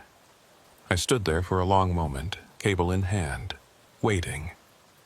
My instincts were telling me something was wrong, but my rational mind was dismissing it. This was a logging operation. There were probably workers around, maybe someone taking a break in the woods, maybe someone who didn't speak English well and couldn't respond to my calls. I went back to work, hooked the cable around the first bundle, attached it to my winch, and started the slow process of dragging it up onto the flatbed. The winch motor was loud, drowning out any other sounds, and I focused on the work, watching the bundle slide across the ground and up the ramps. It took about 40 minutes to get the first bundle loaded and secured. I took a water break, leaning against the side of my truck, and that's when I noticed the tire tracks. They were fresh, pressed into the soft earth at the edge of the clearing. Deep tracks, like something heavy had rolled through recently. But they didn't match any of the equipment I could see. They weren't from the skidder or the excavator, and they were too wide to be from a pickup truck. They looked like they came from a semi, a logging truck maybe, with a full load. But there were no other trucks here, just mine. I followed the tracks with my eyes and saw that they led away from the clearing, back down a different road than the one I'd come up on. I hadn't noticed this road before. It was barely visible. Just a gap in the trees, overgrown and little used. The tracks led down that road and disappeared into the forest. I stood there looking at those tracks for longer than I should have. Everything in my body was telling me to get in my truck and leave. Don't load the other 2 bundles, don't wait around, just go. But I'd already loaded 1 bundle. I'd already committed. And besides, I needed the money. Bills don't pay themselves, and work isn't always easy to come by. I loaded the second bundle. It went quicker this time, now that I had the rhythm down. I was securing the chains when I heard the whistle again, but this time it was closer. Much closer. Maybe 20 yards away, just inside the tree line to my left. I stopped what I was doing and turned to look. "Hey, I can hear you. If you've got something to say, come out here and say it." The whistle came again, and this time I was certain. It was coming from inside the trees, from a spot where I could see there was nothing but shadows and ferns. No person, no movement, nothing. "This isn't funny," I said, though I wasn't sure who I was talking to. I finished securing the second bundle and moved on to the third. The sun was starting to drop toward the western horizon, and the clearing was getting darker, the shadows from the trees stretching longer. I wanted to be done and gone before full dark. As I was winching up the third bundle, my phone rang. I almost didn't hear it over the sound of the motor, but I felt it buzzing in my pocket. I stopped the winch and pulled out the phone. It was Carol, the dispatcher. "Tom, where are you? The mill called, asking about that Whistler Creek load." I checked my watch, 2:17 p.m. "I'm still up at the site, just finishing the loading now. I'll be on the road in 20 minutes. There was a pause on the other end. "Tom, what site are you talking about?" "Whistler Creek, the job you sent me on this morning." Another pause, longer this time. "Tom, I didn't send you to Whistler Creek. We don't have any pickups scheduled there. My stomach went cold. Carol, you called me at 9 this morning. Told me to pick up 42,000 pounds of Doug fir from Whistler Creek and run it down to Springfield. Tom, I didn't call you this morning. I've been in a meeting since 8:30. I just got out 10 minutes ago and saw the Mills message. I pulled the phone away from my ear and looked at the call log. There it was. 9:04 a.m. incoming call from Western Forest Products Dispatch. Duration 4 minutes and 12 seconds. I have the call right here in my log, I said. You called me. You sent me coordinates. I'm looking at our system right now, Carol said, and I could hear the clicking of a keyboard in the background. There's no record of any call to you today, and there's definitely no pickup scheduled for Whistler Creek. That operation hasn't been active in 2 years. The phone almost slipped from my hand. What? Whistler Creek Timber shut down in 2021. The owner died, and his kids sold off the equipment. The land went back to the Forest Service. There's nothing up there anymore, Tom. I looked around the clearing. At the trailer, the skidder, the excavator, at the 3 bundles of logs, 2 of them already on my truck. Carol, I'm standing in the clearing right now. There's equipment here. There are logs. That's impossible. I know for a fact that... She stopped. Tom, where exactly are you? I told her the coordinates from my GPS. Jesus Christ, she said quietly. Tom, you need to get out of there right now. What are you talking about? Those coordinates, Tom, that's not the Whistler Creek operation. That's 5 miles north of where Whistler Creek used to be. That area was closed off by the Forest Service 3 years ago. There was an accident. People died. My mouth went dry. What kind of accident? A loading accident. A cable snapped while they were loading a truck, and the whole bundle came down on the driver, crushed the cab. They never found all of him, just pieces. I looked at the 3rd bundle, still on the ground, the cable wrapped around it. They shut down the whole area after that, Carol continued. Declared it unsafe. Nobody's supposed to be logging up there. If there's equipment and timber, it's illegal. Poachers, maybe, or what? Just get out of there, Tom. Unload whatever you've got and drive back down. I'll sort this out with the office. I wanted to do exactly that. But I looked at the 2 bundles already secured to my flatbed and thought about the time I'd spent loading them, the effort. And I thought about the money. Even if this was a mistake, even if the job was wrong somehow, the timber was real. I could see it, touch it. 42,000 pounds of good Doug fir, worth thousands of dollars. I've already got 2 bundles loaded, I said. I'm going to finish the 3rd and bring them down. We can figure out where they're supposed to go once I'm back at the mill. Tom, I'll be fine, Carol. I'll be on the road in 15 minutes. I hung up before she could argue further and pocketed my phone, grabbed the cable and hooked it around the 3rd bundle. Started the winch. The bundle was heavier than the other 2. I could tell from the way the cable strained, from the sound the winch motor made as it pulled. The bundle scraped across the ground slowly, reluctantly, like it didn't want to move. I was about halfway through the loading when the whistle came again. This time it was right behind me. I spun around, and there was nothing there. Just my truck, the clearing, the trees beyond. But the whistle had been close. So close, I should have been able to reach out and touch whoever made it. Who's there? My voice came out harder than I intended, aggressive, covering fear with anger. No response, just the whine of the winch motor and the scrape of logs on gravel. I turned back to the winch controls, and that's when I saw him. A man, standing at the edge of the clearing, maybe 30 feet away. He was wearing old-style logger's clothes, suspenders, heavy boots, a faded flannel shirt. He was just standing there, not moving, watching me. "Hey!" I called out. "You work here?" The man didn't respond, didn't move. He just stood there, and in the failing light I couldn't make out his face clearly. He seemed blurred somehow, like I was looking at him through dirty glass.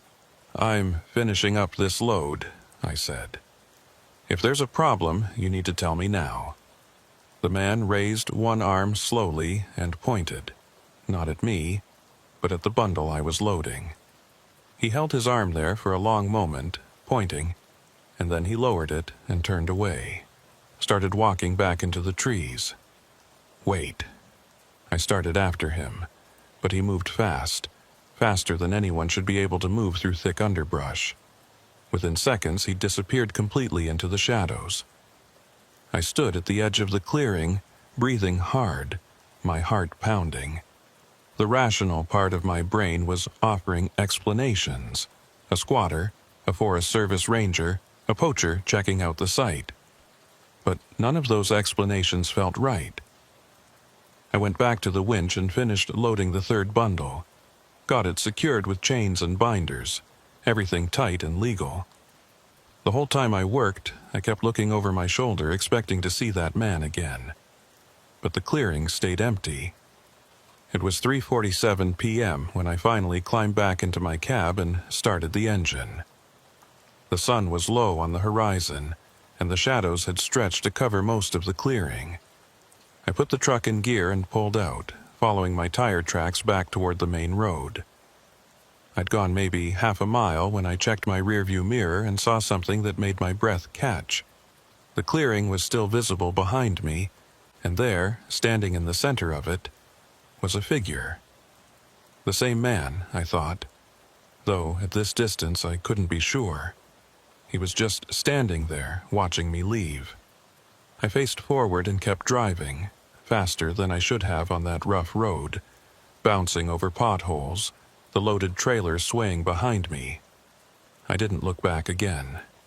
The GPS told me to turn right when I reached the main Forest Service road, which would take me back toward Highway 126, but when I got to the intersection, I saw something that confused me. The road to the right, the one I'd come up on, looked different.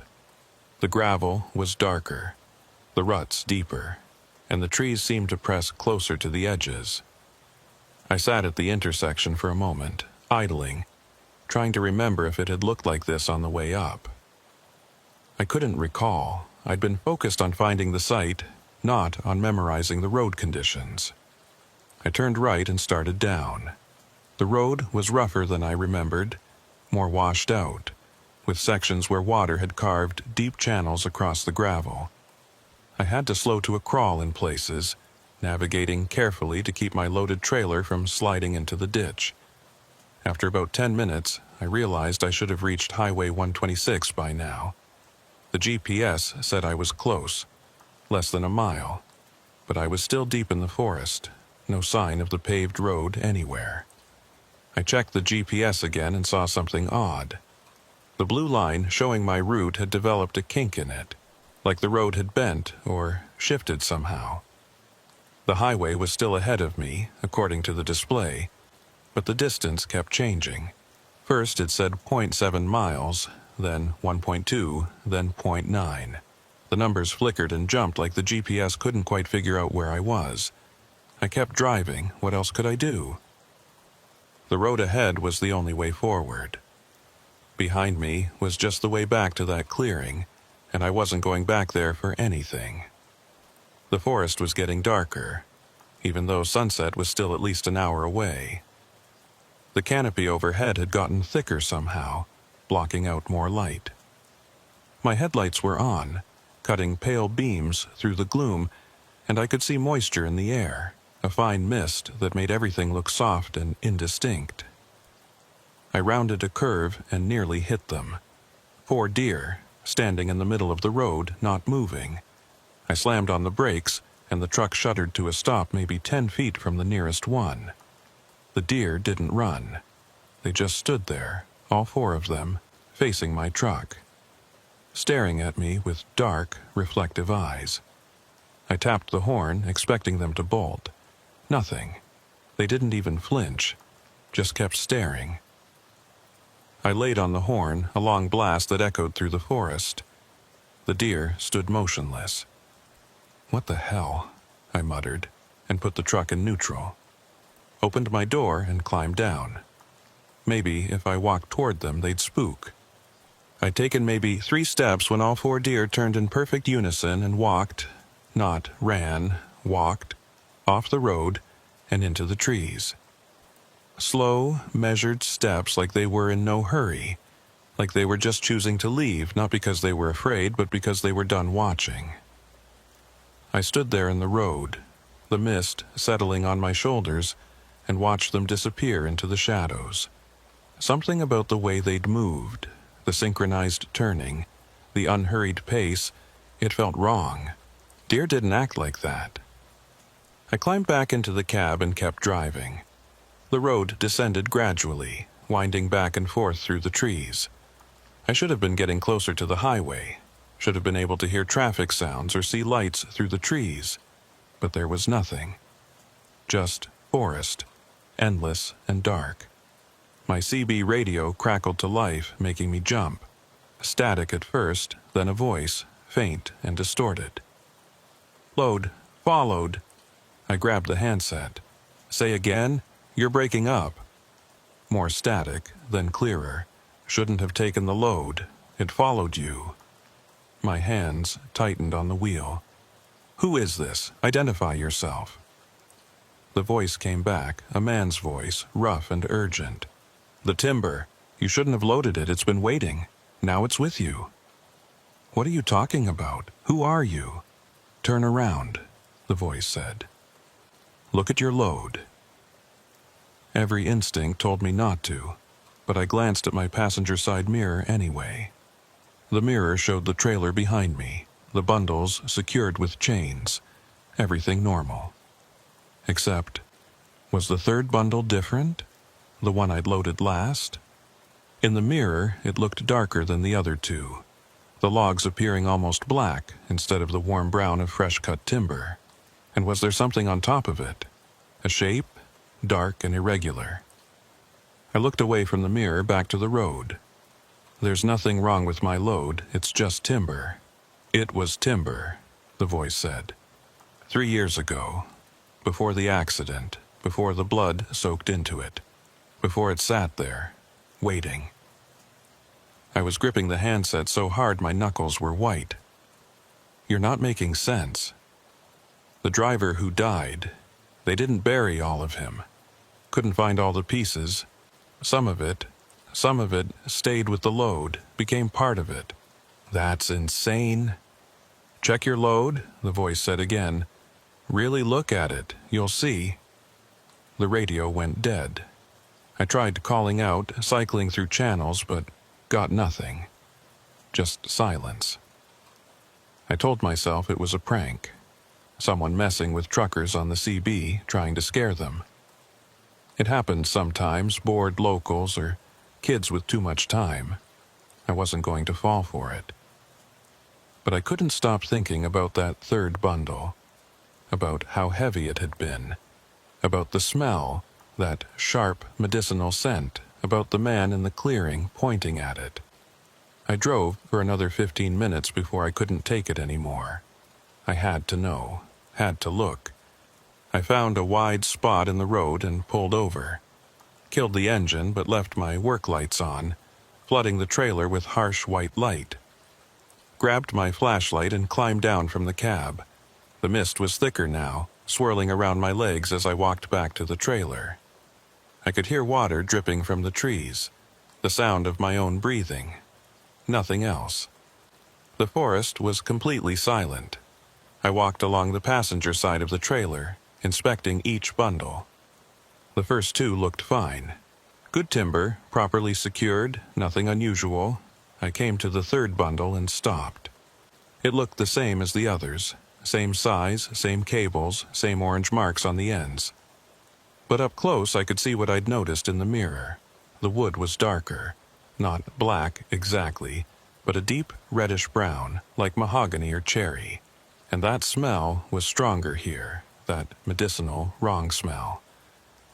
I raised my flashlight and examined the bundle more closely. The individual logs looked normal enough, but between them, in the gaps where the rounds didn't quite meet, I could see something. Something dark and fibrous, like moss or lichen, growing in the spaces.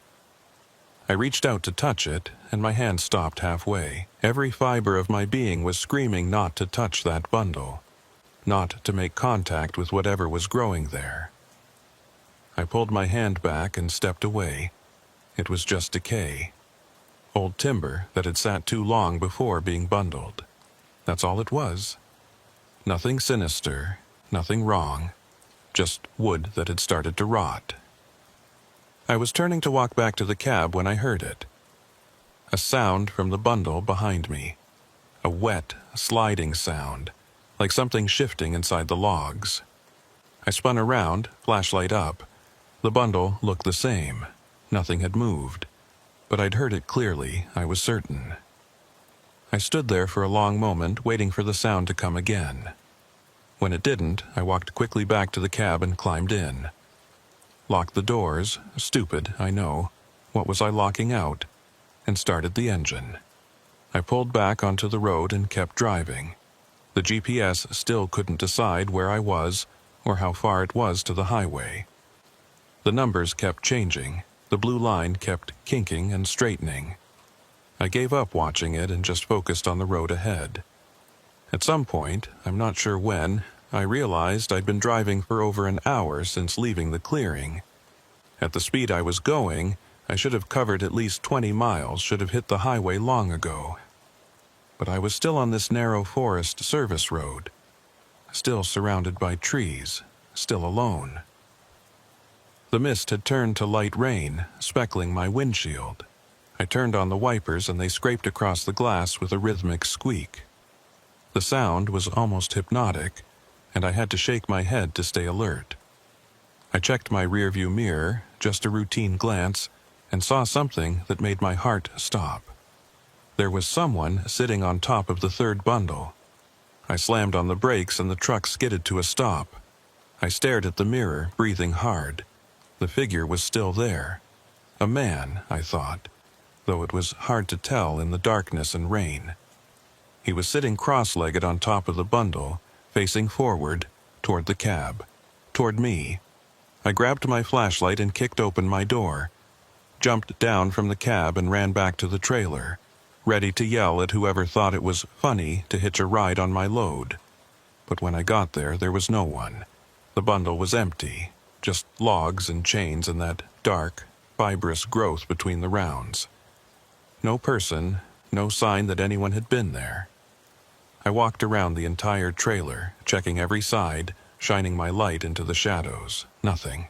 I looked up at the top of the bundle, at the exact spot where I'd seen the figure sitting. There, in the wet wood, I could see what looked like handprints. 2 of them, side by side, pressed into the surface of the logs like someone had been gripping them. But they couldn't be handprints. They were too large, the fingers too long, and they were indented into wood that was hard as stone, impossible to mark without tools. I backed away from the trailer and returned to the cab. My hands were shaking as I put the truck in gear. I didn't look at the mirrors anymore, didn't want to see what might be there. I just drove. The rain got heavier. The road got worse. And somewhere in the back of my mind, a small voice was whispering that I wasn't going to make it out of these woods. That this road didn't lead anywhere anymore. That I'd made a mistake taking that load, and now I was going to pay for it. I told that voice to shut up and kept driving. I don't know when I started hearing the knocking. It was so subtle at first, so easy to dismiss as just the normal sounds a loaded truck makes. Chains settling, logs shifting, the trailer flexing over rough road. But gradually, I became aware that the knocking had a pattern to it. 3 knocks, pause. 3 knocks, pause. 3 knocks, pause. It was coming from the back of the trailer. from the load. I turned up the radio, trying to drown it out. Found a classic rock station, turned it up loud until the cab was filled with guitar riffs and drums. But I could still hear it, underneath the music, persistent and rhythmic. Knock, knock, knock. Pause, knock, knock, knock, pause. My phone rang, and I nearly drove off the road. I fumbled it out of my pocket and answered without checking the caller ID. "Tom, thank God, where are you?" It was Carol. "I don't know," I said, and I hated how my voice shook. "I've been driving for 2 hours. I should be at the highway by now, but I'm still in the forest." 2 hours? "Tom, that's impossible. It's a 40-minute drive from those coordinates to Highway 126. "I know that, but I'm telling you, I've been driving for 2 hours, and I'm still on this goddamn Forest Service road." There was silence on the other end. Then, "Tom, are you okay? You sound—" "I'm fine. I just need to get out of these woods. Listen to me carefully. I made some calls. That area you're in, it's been restricted since the accident. But I found someone who used to work up there before it happened. He told me, Tom, there are stories about that timber." "Stories?" "The logs that crushed the driver. They were left there after the accident. Nobody wanted to touch them. Too much bad luck, you know. They sat there for months before the Forest Service finally came in and cleared the site. But this guy, he says some of the timber went missing before they got there. A few bundles just gone. And ever since then, drivers have reported—" She paused. "Reported what?" "Strange things. Seeing figures in their mirrors, hearing sounds from their loads. Some of them never made it down. They'd leave the site with a full load and just disappear. They'd find the trucks days later, empty. The timber gone, the driver gone, just empty trucks on the side of the road." The knocking got louder. 3 heavy blows that rattled the whole trailer. "I can hear it," I said. "There's something in my load. Get rid of it, Tom. Pull over and cut those chains. Drop the load right there and get out. I can't just abandon 42,000 pounds of timber in the middle of the forest. It's not timber anymore, don't you understand? That wood soaked up blood and death. It's been sitting there, waiting for someone to come along and take it. And now it's got you." The knocking stopped suddenly. The silence was almost worse. "Tom, are you still there?" "Yeah, I'm here." "Drop the load. Do it now, while you still can." I wanted to. God, I wanted to. But I looked at my fuel gauge and saw that I was down to a quarter tank. If I dropped the load and it turned out to be nothing, just my imagination, just stress and exhaustion playing tricks, I'd lose my job. Western Forest Products didn't take kindly to drivers who abandoned loads in the middle of nowhere. "I'm almost out of fuel," I said. "I need to find the highway, find a station." "Tom, I'll be fine. I just need to get out of these woods." I hung up before she could argue. Immediately, my phone buzzed with a text message. From Carol. "Please drop the load." I put the phone on the passenger seat and focused on driving. The rain was coming down harder now, heavy drops that hammered against the windshield faster than my wipers could clear them. The road was getting muddier, the truck sliding in places, and I had to fight the wheel to keep it straight. I came around a curve and saw lights ahead. Finally, civilization, or at least a building. As I got closer, I could see it was a small ranger station, dark and closed for the night, but with a single light over the door. And next to it, miracle of miracles, there was a fuel pump. I pulled in and stopped, leaving the engine running while I checked the pump. It was old, manual, the kind you almost never see anymore. There was a handwritten sign taped to it. Emergency use only. Leave payment in box. I didn't care. I grabbed my wallet, found $40 in cash and stuffed it in the payment box. Started pumping fuel into my tank. While the diesel flowed, I walked around my truck checking the load one more time. Everything looked secure. The chains were tight. The bundles weren't shifting. But that third bundle, the dark one, it seemed to have gotten darker. The reddish-brown color had deepened to almost black, and that fibrous growth had spread, covering more of the exposed wood. I finished fueling and was walking back to the cab when I heard a voice. "You shouldn't have taken that load." I spun around. There, standing at the edge of the light, was the man from the clearing. Same clothes. Same stance, but closer now. Close enough that I could see his face, or I should have been able to see his face, but where his features should have been, there was just a blur, like someone had smeared the image. I couldn't focus on it.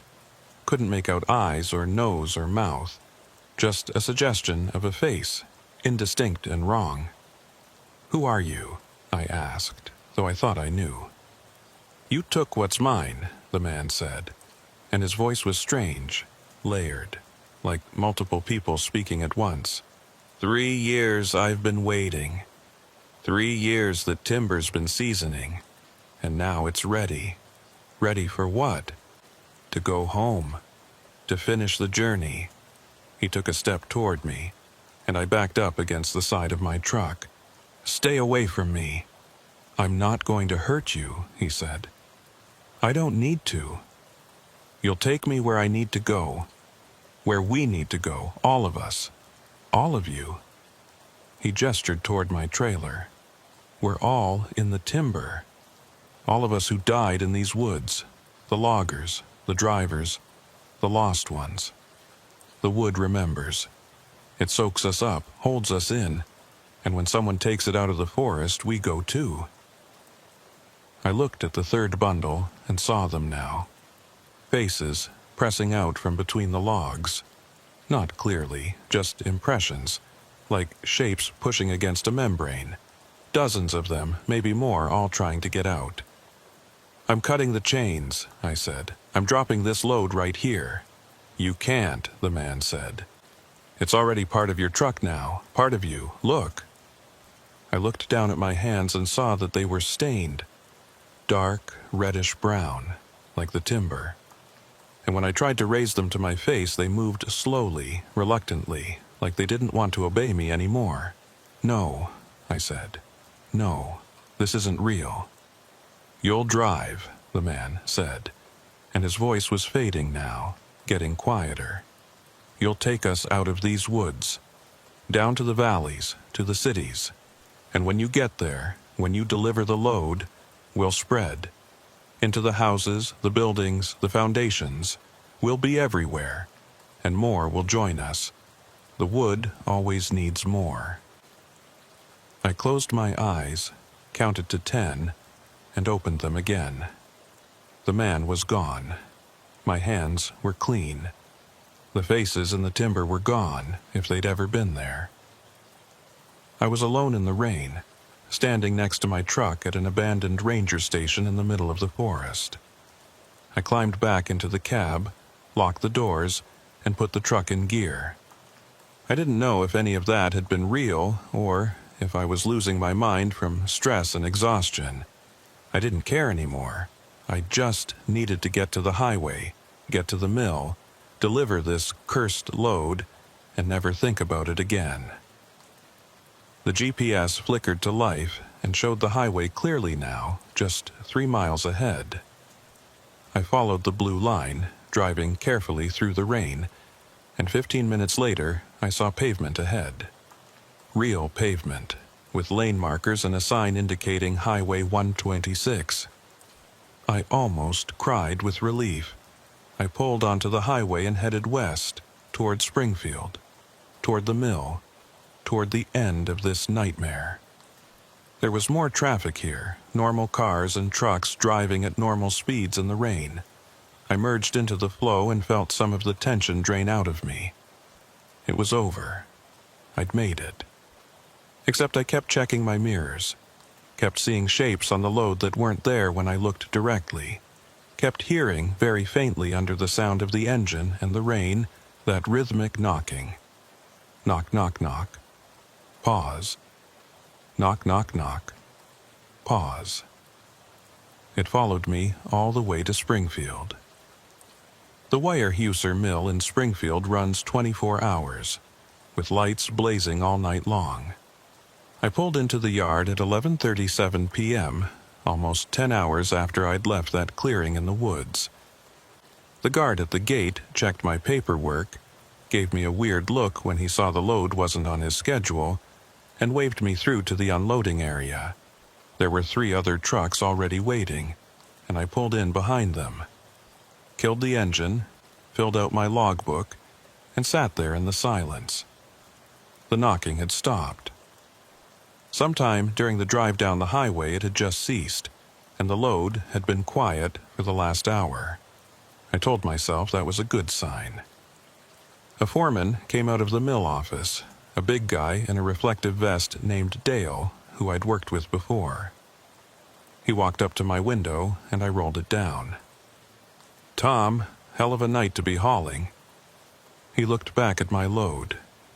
"This the Whistler Creek timber? You're expecting it. Got a call a couple hours ago to watch for you. Some kind of rush job?" He was walking back to the trailer now, clipboard in hand, inspecting the bundles. I climbed down and followed him. "You'll want to be careful with that 3rd bundle," I said. It might be compromised. Looks like some rot got into it." Dale shined his flashlight on the 3rd bundle and frowned. "Doesn't look rotten to me. Looks like prime dug fir.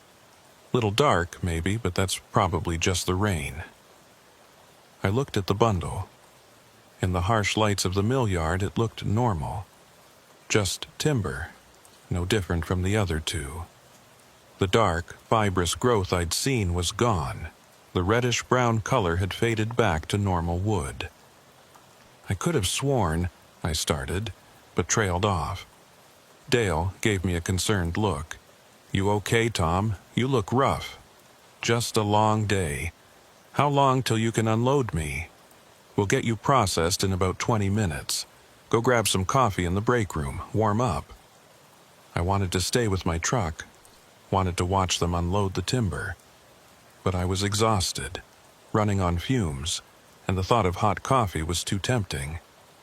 I headed into the mill office and found the break room. The coffee was old and bitter, but it was hot, and I drank 2 cups while staring at a muted TV on the wall. A late-night talk show, the host interviewing some actor I didn't recognize. Normal, mundane, safe.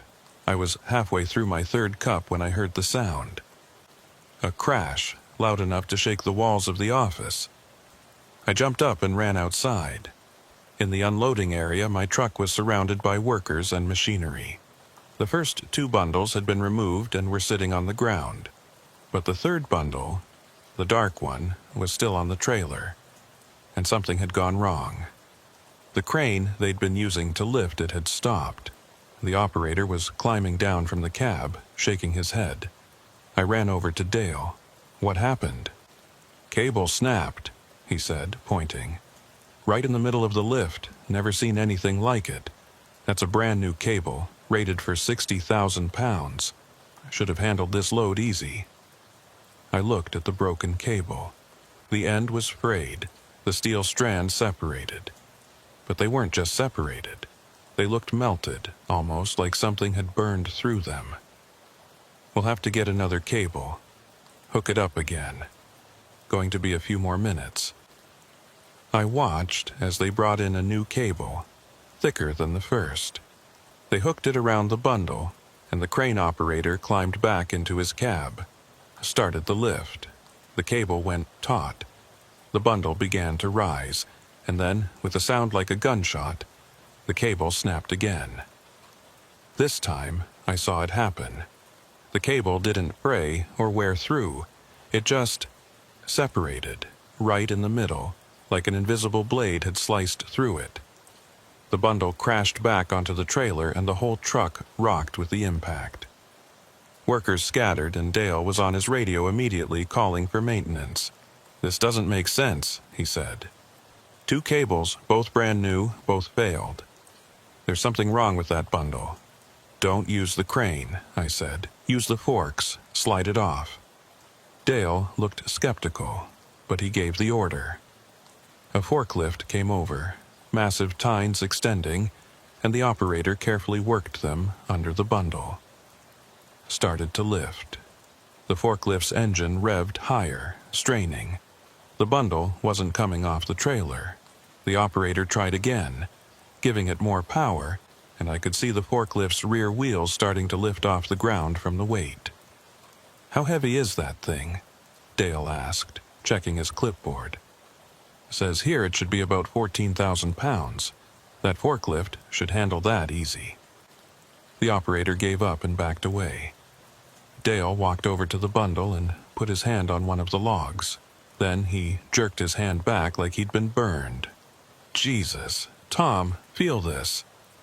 I didn't want to, but I reached out and touched the timber. It was warm, not just warm, hot, like it had been sitting in the sun all day, even though it was raining and cold in the middle of the night. "What the hell kind of wood is this?" Dale asked. Before I could answer, one of the other workers called out, "Hey Dale, you need to see this." We walked over to where the man was standing, on the other side of the bundle. He was pointing at something between the logs. It was a hand, a human hand, fingers curled, pressed between two of the logs like it had been caught there. Dale pulled out his flashlight and shined it into the gap. The hand was attached to an arm, which disappeared deeper into the bundle. He couldn't see how far it went. "Oh my God," Dale said quietly. "There's someone in there." He pulled out his radio and started calling for help, for an ambulance, for police. Workers were gathering now, everyone staring at the hand, and I heard someone say they could see something else, deeper in the bundle. Another hand, maybe a face. I backed away slowly. No one was looking at me. They were all focused on the bundle, on trying to figure out how to get it apart, how to get whoever was inside out. I got in my truck, started the engine, unhooked the trailer from the cab, just popped the kingpin and left it sitting there in the yard. Dale saw me as I was pulling away. He ran after my truck yelling, but I didn't stop. I drove out of the mill yard, through the gate, onto the highway. The guard tried to wave me down, but I kept going. I drove straight home to my apartment in Eugene. Parked my cab in the street, went inside, and locked every door and window. Checked all the rooms, turned on all the lights. I tried to sleep but couldn't. Every time I closed my eyes, I saw that hand. Saw those faces pressing out from between the logs. Heard that knocking, that patient, persistent knocking. At dawn, I got a call from Western Forest Products. It was the owner himself, not Carol. He told me I was suspended, pending an investigation into what they'd found in my load. He asked if I had any explanation for how 4 bodies had ended up bundled in with the timber. 4 bodies. Not 1. 4. I told him I didn't know anything about it and hung up. I haven't left my apartment in 3 days. I sit here, curtains drawn, lights on, and I listen. Because at night, when it's quiet, I can hear it. Faint, distant, but definitely there. Knock, knock, knock. Pause. Knock, knock, knock. Pause. It's not coming from outside. It's coming from inside the walls, from the floor, from the ceiling. The wood in this building, the beams and studs and joists, all of it came from somewhere. Came from some forest, some mill, some operation like Whistler Creek. And now I wonder how much of it is occupied. How many lost souls are pressed into the framework of houses and buildings all over this state, this country, waiting, knocking, trying to be let out. My phone rings sometimes, and when I answer, there's just breathing on the other end. Heavy, wet breathing, like someone with lungs full of sap. Carol stopped calling after the second day. Western Forest Products sent me a certified letter terminating my employment. I haven't opened it. Yesterday I noticed that the hardwood floor in my living room has developed a stain. A dark, reddish-brown stain, roughly the shape of a handprint. I tried to scrub it out, but it's soaked in deep, part of the wood now. This morning, there were 2 handprints. I don't know what to do. I can't stay here, but I can't leave either, because the knocking follows. It's not tied to the load anymore, or to that timber, or to that forest. It's tied to me. I took the load. I brought it down from the mountains. I delivered it, or tried to. And now, somehow, I'm part of it. Part of the timber's journey. Part of its purpose. Dale called me once, 3 days after the delivery. He asked if I knew that all 4 bodies they'd found in the bundle had been identified. 3 of them were loggers who'd gone missing in that area over the last 10 years. The 4th was a trucker named Michael Patterson, who disappeared on a run to Whistler Creek in 2021, the same year of the accident. Dale asked if I'd ever met Patterson. I said no, but I was lying. I had met him once at a truck stop outside of Bend. We'd had coffee together, talked about routes and loads, and the best roads through the Cascades. He'd seemed like a good guy, normal, solid. I wonder if he started hearing the knocking too. I wonder if he saw the faces in his mirrors, felt the timber warming under his hands. I wonder if he tried to drop the load, or if he made it all the way to the mill. I wonder where his truck is now, and whether someone else is driving it, hauling loads up and down the mountains, never knowing what rode with him that last time. The knocking is getting louder now, more insistent. And sometimes when I look at my hands in the right light, I can see the stain there too. Just faint, just a trace, but definitely there. I'm part of the timber now, part of the load.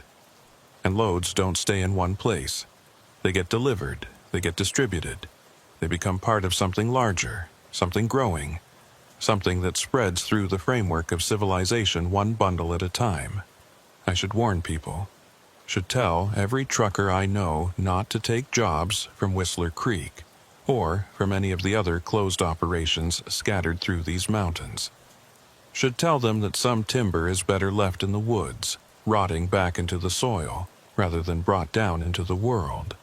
But I won't, because here's the truth I've learned. We all take the load. We all see the money, the opportunity, the routine job that seems too ordinary to be dangerous. We all ignore the warnings, the signs, the voices telling us to turn back. And then we spend the rest of our lives wondering what we brought down with us. The sun is setting now. In a few hours, it'll be dark, and the knocking will get louder. Loud enough that my neighbors will hear it maybe. Loud enough that someone will call the landlord, or the police. And then what? I've thought about leaving. Just walking away from this apartment, this city, this state. Starting over somewhere else, somewhere far from forests and timber, and the roads that wind through the mountains. But I know it wouldn't matter. The load follows. It always follows.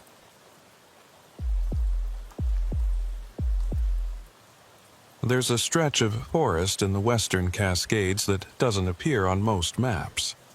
Oh, the land is there. You can see it on satellite images, a dark green expanse between Highway 22 and the Detroit Lake Reservoir. But if you look at the official Forest Service maps, the logging company maps, even the old surveyor's charts from the 1950s, that section is always blank. No roads marked, no parcels designated, no ownership listed, just empty space, like someone deliberately left it out. My name is Daniel Foster, and I've been hauling timber out of Oregon forests for 22 years. I know these mountains better than most people know their own backyards.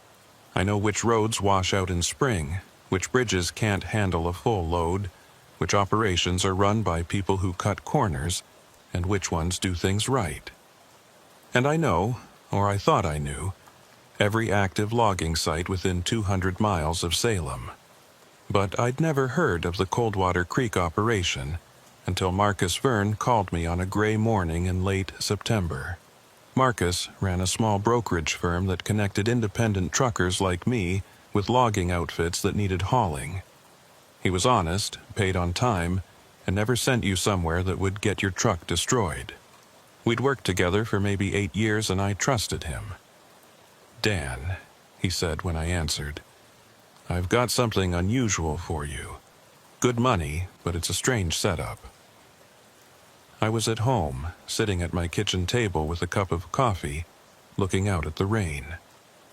Work had been slow the past few weeks. How strange. There's an operation up past Detroit in the backcountry. Small crew, family run. They've been cutting on private land. Got about 60,000 pounds of old-growth cedar they need brought down to a specialty mill in Corvallis. Old-growth cedar? Who has rights to cut old growth these days? That's the thing. It's private land. Been in the same family for over 100 years. Completely legal. They've got all the permits, but the family wants it done quiet. No publicity, no Forest Service observers, just a quick cut and haul. I took a sip of coffee. Why? Didn't say, but they're offering double the normal rate for a cedar haul. Cash on delivery. You interested? Double rate was hard to turn down, especially with bills piling up and winter coming. What's the catch? No catch that I know of, just a remote location, and they want it done this week. Today or tomorrow, preferably. Send me the details. My phone buzzed a minute later with a text containing coordinates and a contact name. Raymond Coldwater. I plugged the coordinates into my GPS and frowned. The location was deep in the forest, at least 15 miles from the nearest paved road, in an area I didn't recognize. I called Marcus back. "These coordinates, there's no road shown to get there. Raymond says there's an old logging road that branches off Forest Service Road 46. It's not maintained, but it's passable. He'll meet you at the turnoff at 2 this afternoon to guide you in." Something about this felt off, but I couldn't put my finger on what. The money was good, the setup was legal, and I'd driven worse roads than an unmaintained forest track. All right, I'll be there. I spent the morning getting my rig ready. A Kenworth T800 with a 48-foot flatbed trailer. Checked the fluids, the tires, the chains, and binders I'd need to secure a load of cedar. Cedar is lighter than fir or pine, but old-growth logs can be massive, and I wanted to be prepared. At noon, I headed out. The drive to Forest Service Road 46 took about 90 minutes, winding up through the foothills east of Salem, past the town of Detroit, and into increasingly remote territory. The rain had stopped, but the sky stayed gray and heavy, pressing down on the treetops. Forest Service Road 46 was a decent gravel track, well maintained for the first few miles. I followed it north, watching my GPS as I approached the coordinates Marcus had sent. At exactly 2 o'clock, I saw a pickup truck parked on the side of the road ahead. An old Ford F-250, rust red, with a man standing beside it. I pulled up and stopped. The man walked over as I climbed down from my cab. He was maybe 60, tall and lean, with a weathered face and pale blue eyes that seemed to look right through you. He was wearing work clothes, canvas pants, a flannel shirt, heavy boots, all of it old but well maintained. "Daniel Foster?" His voice was quiet, but it carried. "That's me. You Raymond Coldwater?" He nodded. "Thanks for coming on short notice. The road to the site is about 3 miles in." He gestured toward a gap in the trees I hadn't noticed before. "Follow me. Take it slow. There are some rough patches." I looked at the gap.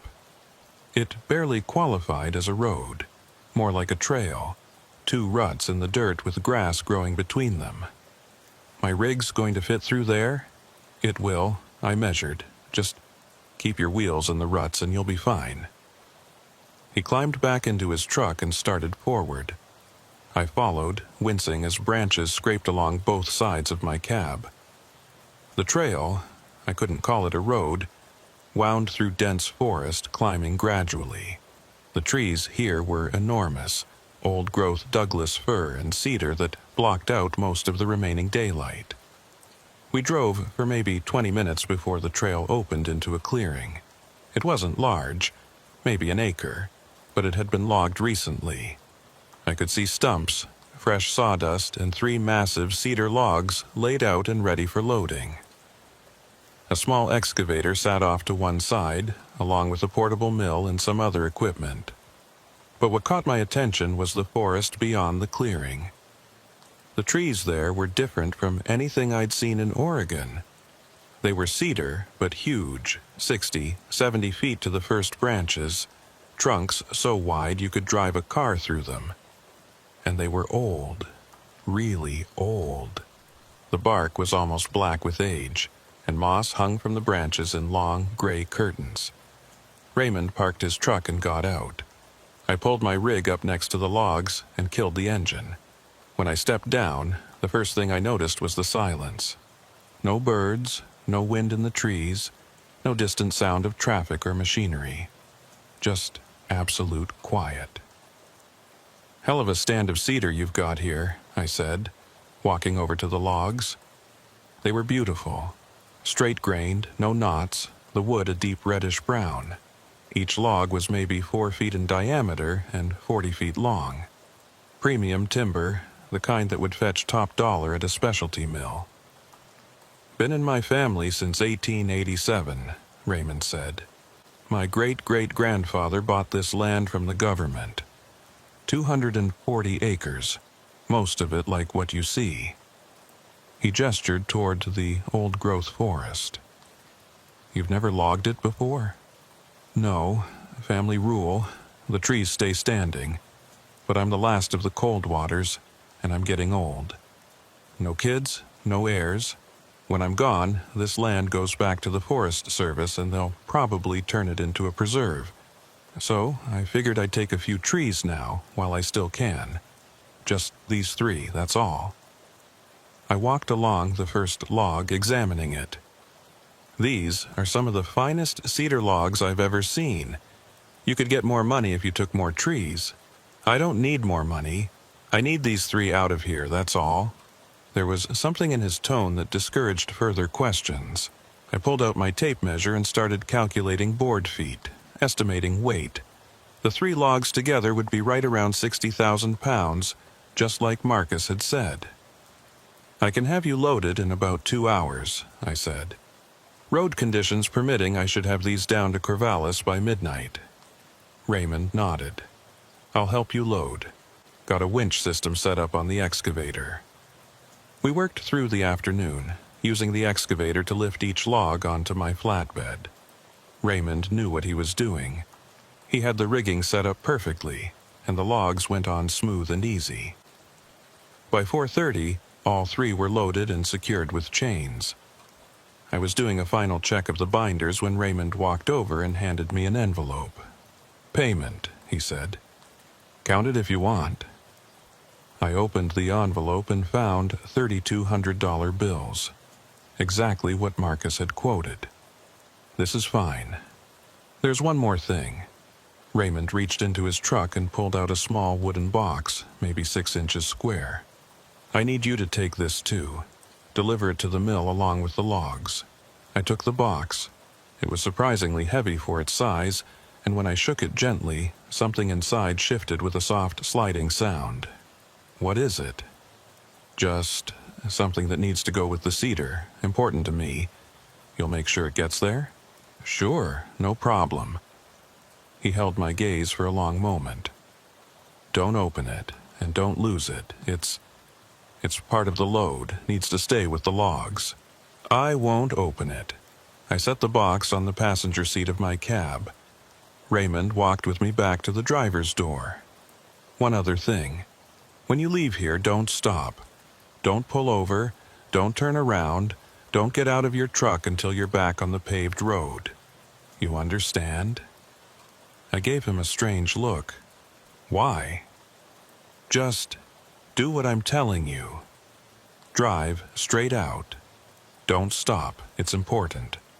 "All right, if you say so."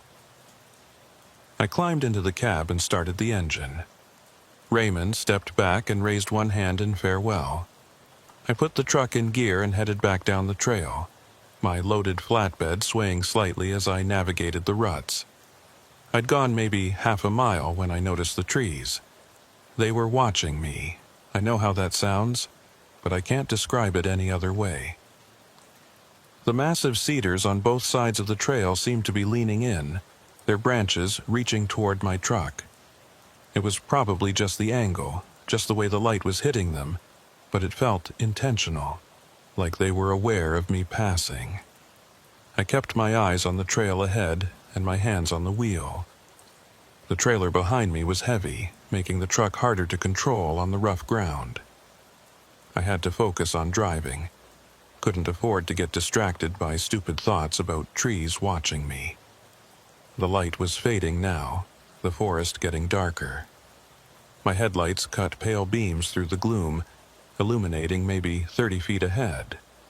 The trail seemed longer than I remembered, more winding. I checked my odometer. I'd gone almost 2 miles, which meant I should be close to the main forest road, but the trail kept going, winding deeper into the trees. At 3 miles, I started to worry. At 3.5, I was sure I'd missed a turn somehow, gotten onto a different trail. But there had been no turnoffs, no forks, just this one path through the forest. I thought about Raymond's warning, "Don't stop." But if I kept going and this trail led nowhere, I'd be stuck deep in the woods with 60,000 pounds of cedar and no way to turn around. I slowed down, trying to decide what to do. That's when I saw the sign. It was nailed to a tree on my right, about 8 feet up. A wooden sign, hand-painted, with a single word in red letters, "Stop." I stopped, put the truck in neutral and sat there, engine idling, looking at that sign. It was new. The wood was fresh, the paint still bright. Someone had put it up recently. Maybe today. Maybe while I was loading. I looked ahead down the trail and saw another sign, maybe 50 yards further. Same size, same style, but with a different word. "Go back." My heart started beating faster. This was wrong.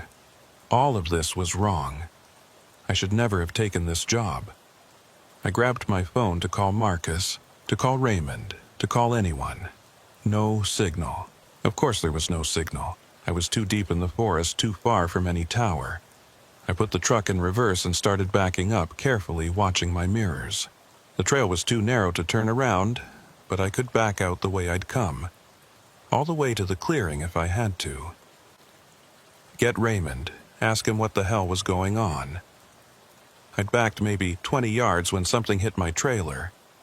A heavy impact, like I'd struck a tree or a boulder. I stopped and checked my mirrors. Nothing there, just the empty trail behind me. I put it in reverse again and started backing. Another impact, harder this time, making the whole truck shake. I stopped and got out, grabbing my flashlight. The trail behind me was blocked. A tree had fallen across it, a massive cedar that hadn't been there 2 minutes ago. I walked over to it, shined my light along its length. The tree was enormous, easily 6 feet in diameter, and it had fallen perfectly across the trail, blocking any further retreat. But the cut on the stump was fresh. Sawdust still clung to the wood, and the surface was clean and smooth. This tree had been cut. Recently. Deliberately. I walked around the fallen tree looking for a way past. There wasn't one. The forest on both sides was too dense, too overgrown. My truck would never fit through. I stood there in the darkness, rain starting to fall again, and realized I had only one option. Forward. Whatever was ahead on this trail, I had to drive toward it. I got back in my truck and started forward again, passing the stop sign, passing the go back sign. The trail continued into deeper forest and I followed it because there was nothing else I could do. The trail got worse. Roots and rocks appeared in the ruts, forcing me to slow to a crawl. The trees pressed closer, their branches scraping along my trailer with a sound like claws on metal.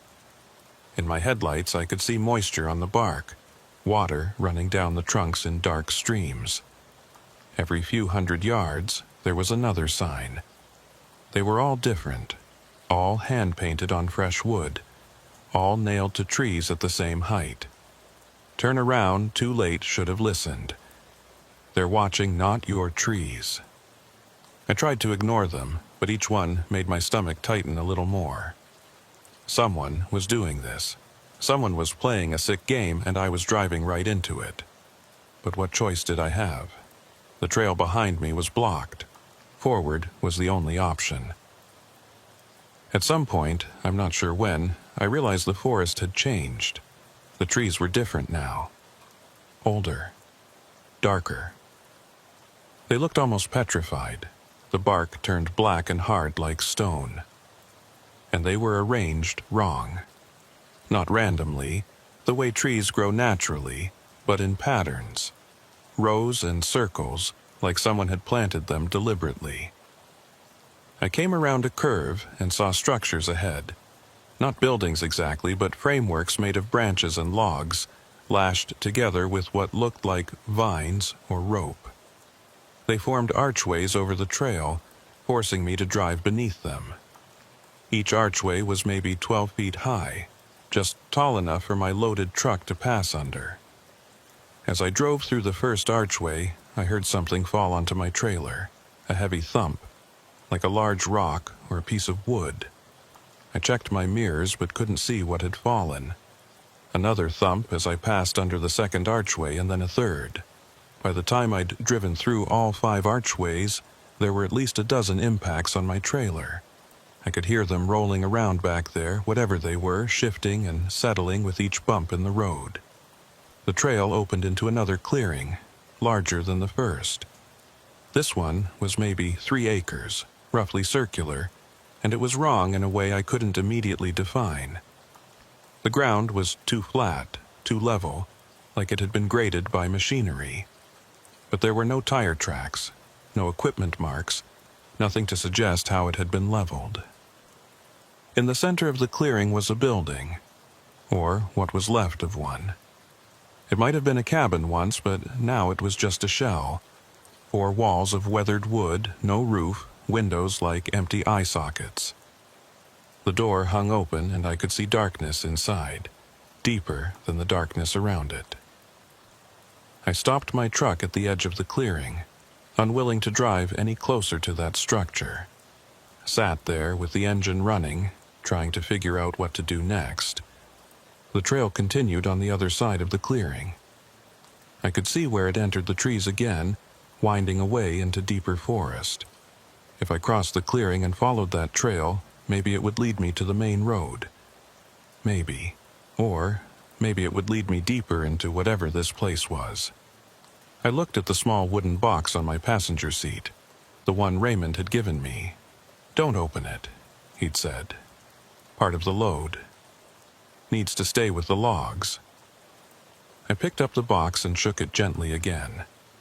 That same soft, sliding sound, like sand or grain, or like something organic, something that had once been alive. The rain was coming down harder now, hammering on my cab roof. I turned on my wipers and stared out at the clearing, at that ruined building in its center, and made a decision. I was getting out of here. Whatever was on the other side of this clearing, whatever was down that trail, I was going to drive through it and find my way back to civilization. I'd been driving these mountains for 22 years. I knew how to navigate, how to read terrain, how to find my way out of difficult situations. I put the truck in gear and started across the clearing. The ground was soft, mud squelching under my tires, but the truck had good traction and kept moving. I gave the ruined building a wide berth, not wanting to get any closer to it than necessary. Halfway across the clearing, my headlights caught movement in the building's doorway. Something pale, something tall, shifting in the darkness. I hit the brakes instinctively, and my truck slid slightly in the mud before stopping. I stared at the doorway. Nothing moved now. Whatever I'd seen, or thought I'd seen, was gone. I started moving again, faster this time, and I didn't look back at the building. Kept my eyes fixed on the trail ahead, on the gap in the trees where the trail continued. I was almost to the edge of the clearing when I heard it. A voice calling from somewhere behind me. A man's voice, rough and urgent. "Foster, stop!" I knew that voice. It was Raymond Coldwater. I hit the brakes again and looked in my mirrors. There, standing in the middle of the clearing, was a figure.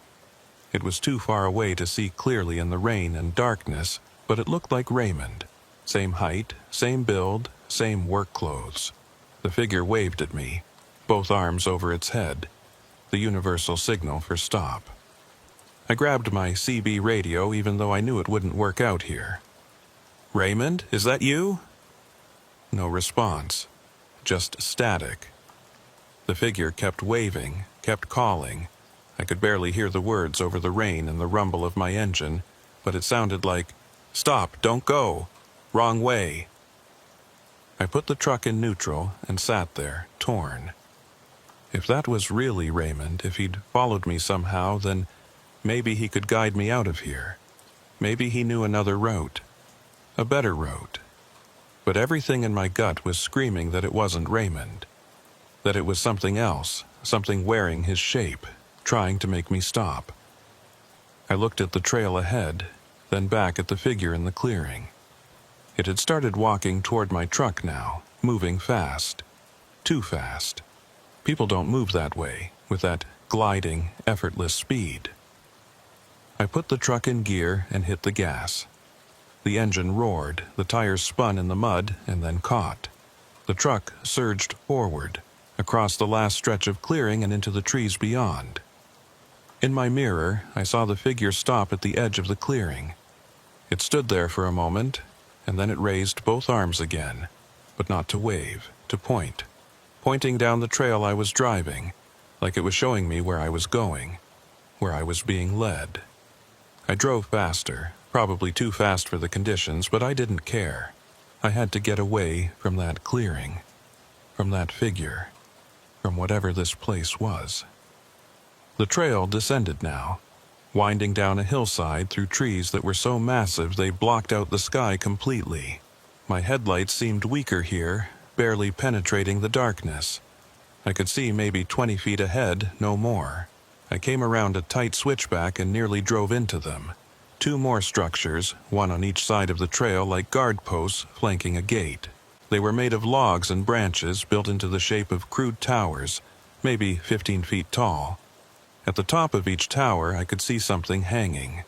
Shapes, dark and irregular, swaying in the wind. I slowed down as I passed between the towers, and that's when I saw what was hanging from them. Animals. Deer, I thought, though it was hard to tell in the darkness. They'd been gutted and hung by their hind legs, their bodies moving in the rain. But the smell was wrong. Dead animals, especially ones that had been hanging for a while, they smell a certain way. Decay, rot, that sweet sick odor of decomposition. These didn't smell like that. They smelled like cedar, like fresh-cut wood. I drove past the towers and kept going, my hands shaking on the wheel. I wanted to stop, wanted to turn around, wanted to abandon my truck and run. But there was nowhere to run to. I was miles from any road, any help, any safety. The trail leveled out and entered what looked like an old logging area. I could see stumps here, dozens of them, arranged in rows. But they were ancient, weathered, almost smooth, covered in moss and ferns. This area hadn't been logged in 50 years, maybe more. Between the stumps, someone had placed objects. I couldn't tell what they were at first, but as I drove closer, my headlights illuminated them. Tools. Axes and saws, hammers and wedges, all of them rusted and ancient, all of them driven into the ground like markers or monuments. And beyond the tools, I saw the chains. Heavy logging chains, the kind used to drag timber out of the forest, strung between the stumps like barriers or borders. The chains were old, encrusted with rust, but they looked intact, still functional if anyone wanted to use them. I drove slowly through this area, weaving between stumps and chains and planted tools. The whole time, I had the feeling I was trespassing, violating some boundary I didn't understand. The trail exited the logged area and entered forest again, but this forest was different. The trees here weren't cedars anymore. They were Douglas firs, but wrong somehow. The bark was the right color, the needles the right shape, but they felt wrong, like they were copies, imitations, things pretending to be trees.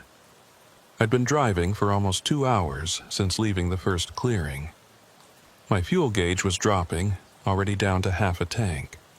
At the rate I was using fuel on this rough terrain, I had maybe 3 more hours before I ran dry. I had to find the main road, had to get out of this forest before my truck died and I was stuck here. The trail climbed again, winding up another hillside. The rain had stopped, but the mist had gotten thicker, reducing visibility even further. I was driving almost blind, following the ruts more by feel than by sight. At the top of the hill, the trail forked, 2 paths leading in different directions, both disappearing into the mist. There were no signs, no markers, nothing to indicate which way to go. I stopped and got out, leaving the engine running. Walked to the fork and examined both paths. They looked identical. Same width, same condition, same dense forest on either side. I was standing there trying to decide when I heard the sound. It came from somewhere in the forest to my left, distant but clear. The crack of an axe striking wood. Then another crack, and another, settling into a steady rhythm. Someone was cutting timber, out here in the middle of nowhere, in the middle of the night. I got back in my truck and sat there listening. The axe blows continued, rhythmic and mechanical.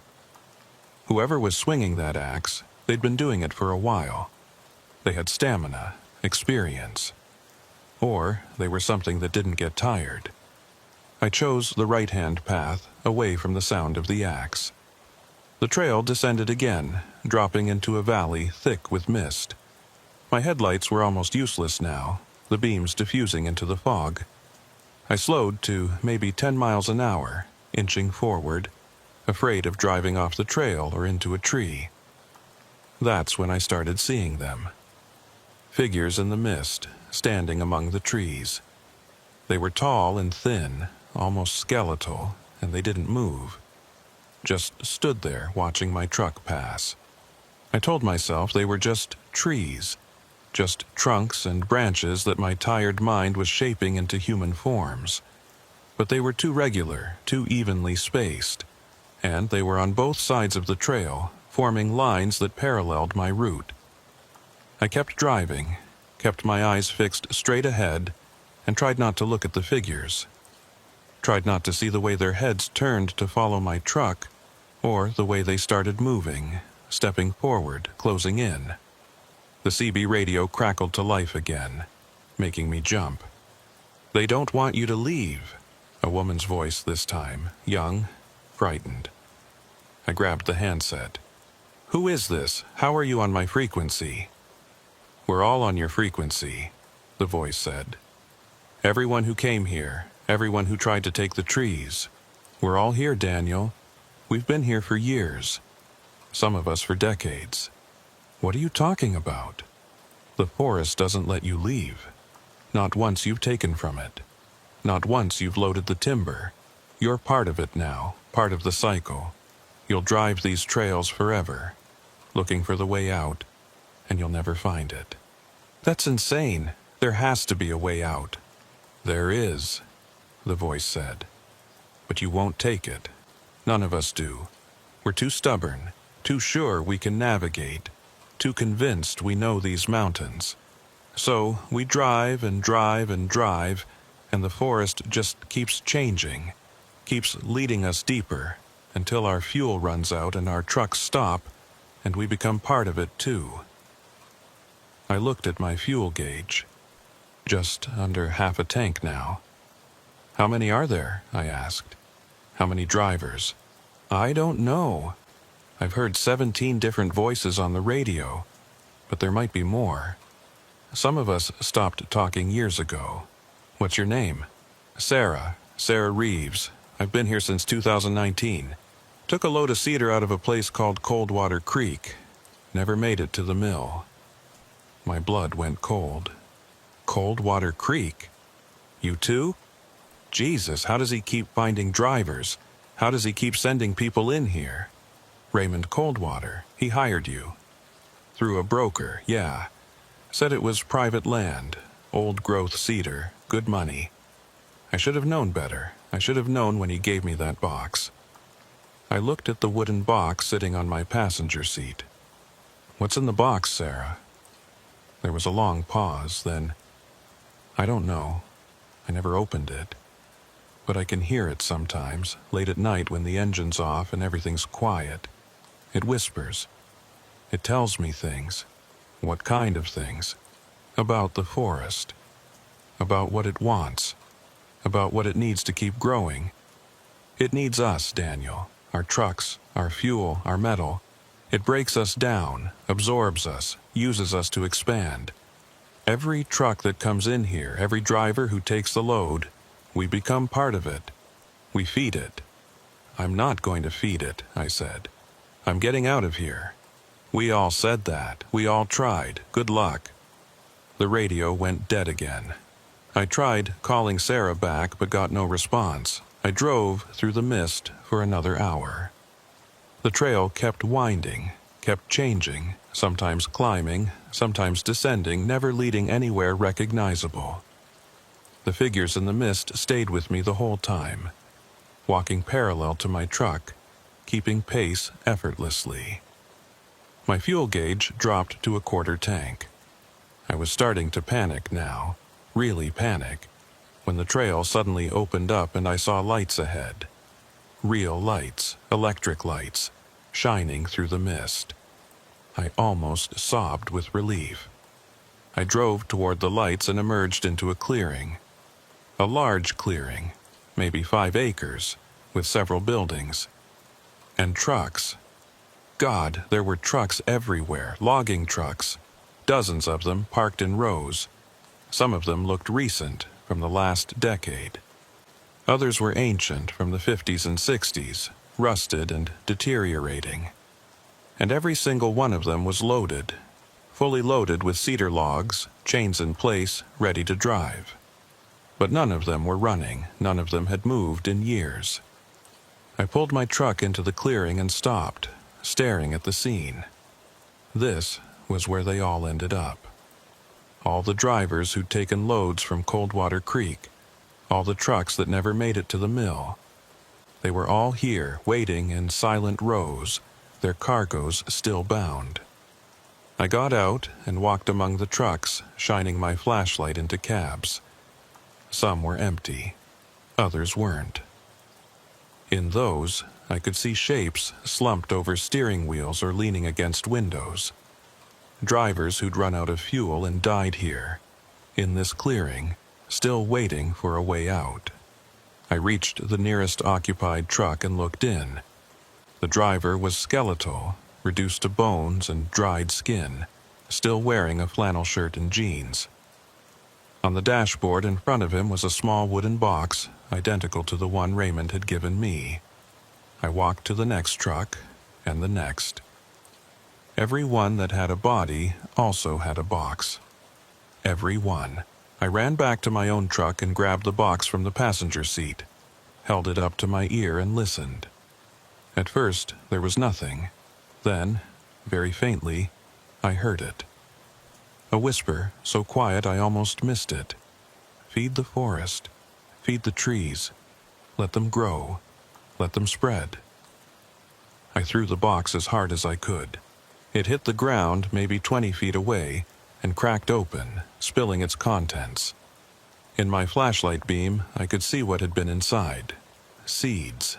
Hundreds of tiny cedar seeds, dark and glossy, already starting to sprout in the damp soil. As I watched, they grew. Impossibly fast, unnaturally fast, sending out roots and stems. Within seconds, they were saplings. Within a minute, they were young trees, already taller than me. And they were spreading.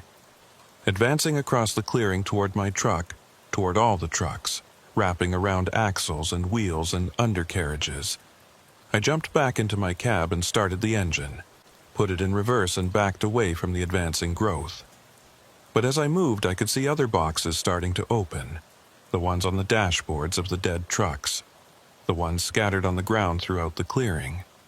All of them were cracking, splitting, releasing their seeds. The whole clearing was coming alive with new growth. Cedar trees erupting from the soil, growing at impossible speeds, reaching towards the sky. I spun the wheel and drove towards the edge of the clearing, towards the gap in the trees where the trail continued. The young cedars were already blocking some of the exits, but I found one still open and drove through, branches whipping against my cab. In my mirror, I could see the clearing disappearing behind a wall of new trees. The trucks were being swallowed, absorbed into the growing forest. Within minutes, there would be no sign they'd ever existed. I drove through darkness and mist for hours. The trail never ended, never led anywhere, just kept winding through endless forest. My fuel gauge dropped to 1/8 of a tank, then lower. The engine started to sputter occasionally, warning me that I was running on fumes. Every few miles I'd see another sign. You can't leave the forest, keeps what it takes. Part of the cycle, feed the trees. I tried the CB radio constantly, cycling through channels, calling for help. Sometimes I got static.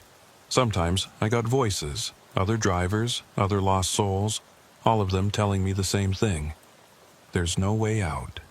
Sarah came back on at one point. How much fuel do you have left? Not much, maybe 30 miles. When it runs out, you'll be like us, stuck here waiting, slowly becoming part of it. The forest is patient. It doesn't care how long it takes. There has to be a way out. There has to be. There is, she said. But you have to give it something. Give it what? The load.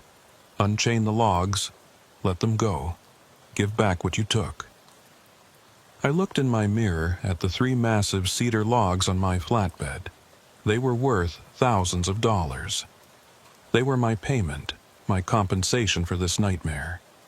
If I give back the logs, I get nothing. This whole trip is for nothing. If you keep the logs, you get nothing anyway. You'll die here like we all did. Is the money worth that? I didn't answer. I couldn't. Think about it, Sarah said. You don't have much time. The radio went silent. I drove on. The trail climbed another hill, steeper than before, and my engine strained with the weight of the load. The fuel gauge was on empty now, the warning light glowing red.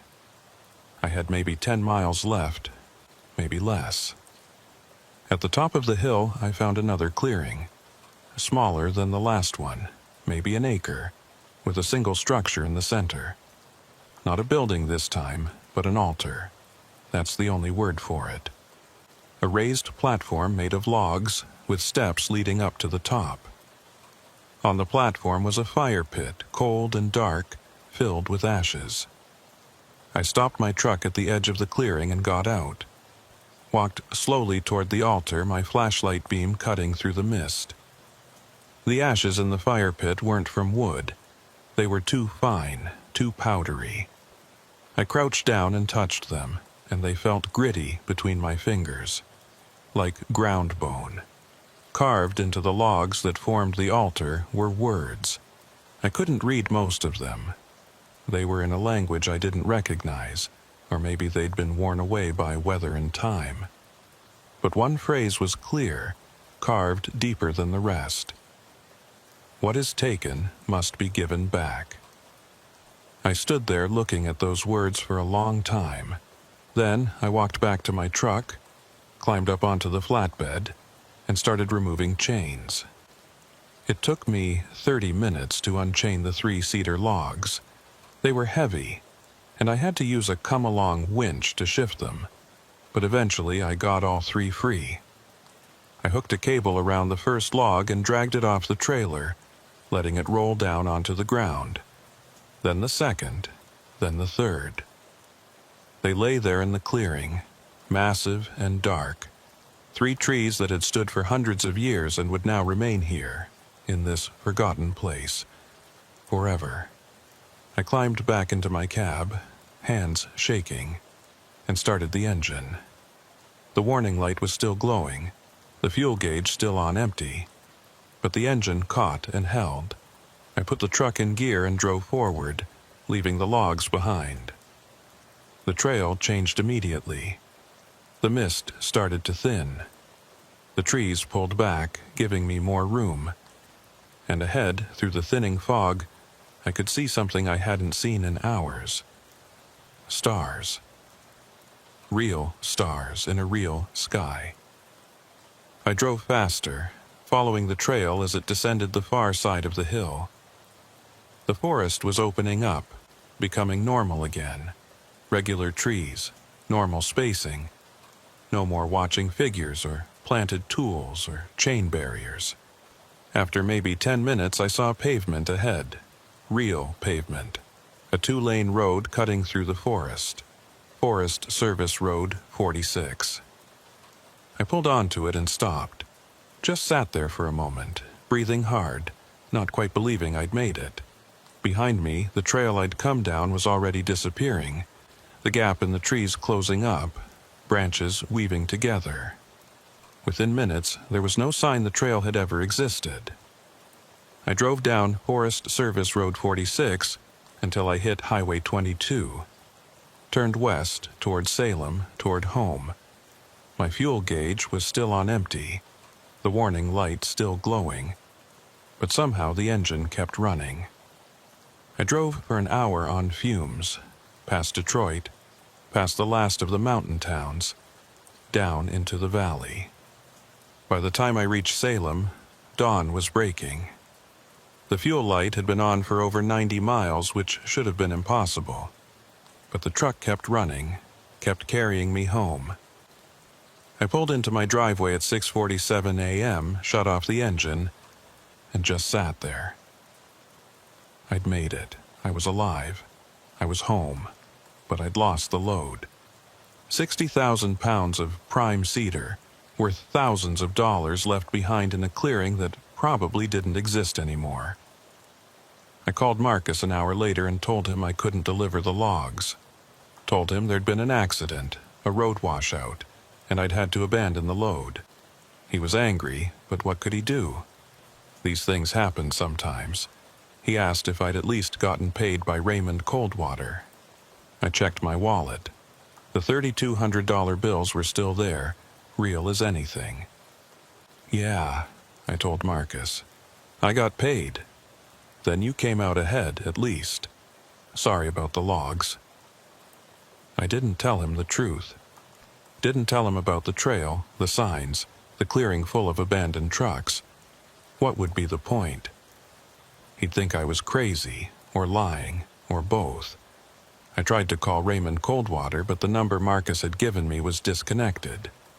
I searched online for Coldwater Creek Timber, for Raymond Coldwater, for any record of the operation. Nothing. No business license, no tax records, no property ownership. As far as official records were concerned, neither Raymond nor his logging operation existed. I told myself it was over. I'd made it out. I'd survived. I was safe. But 3 nights later, I heard the knock. It started subtly, a creak in the walls, the kind of sound old houses make as they settle.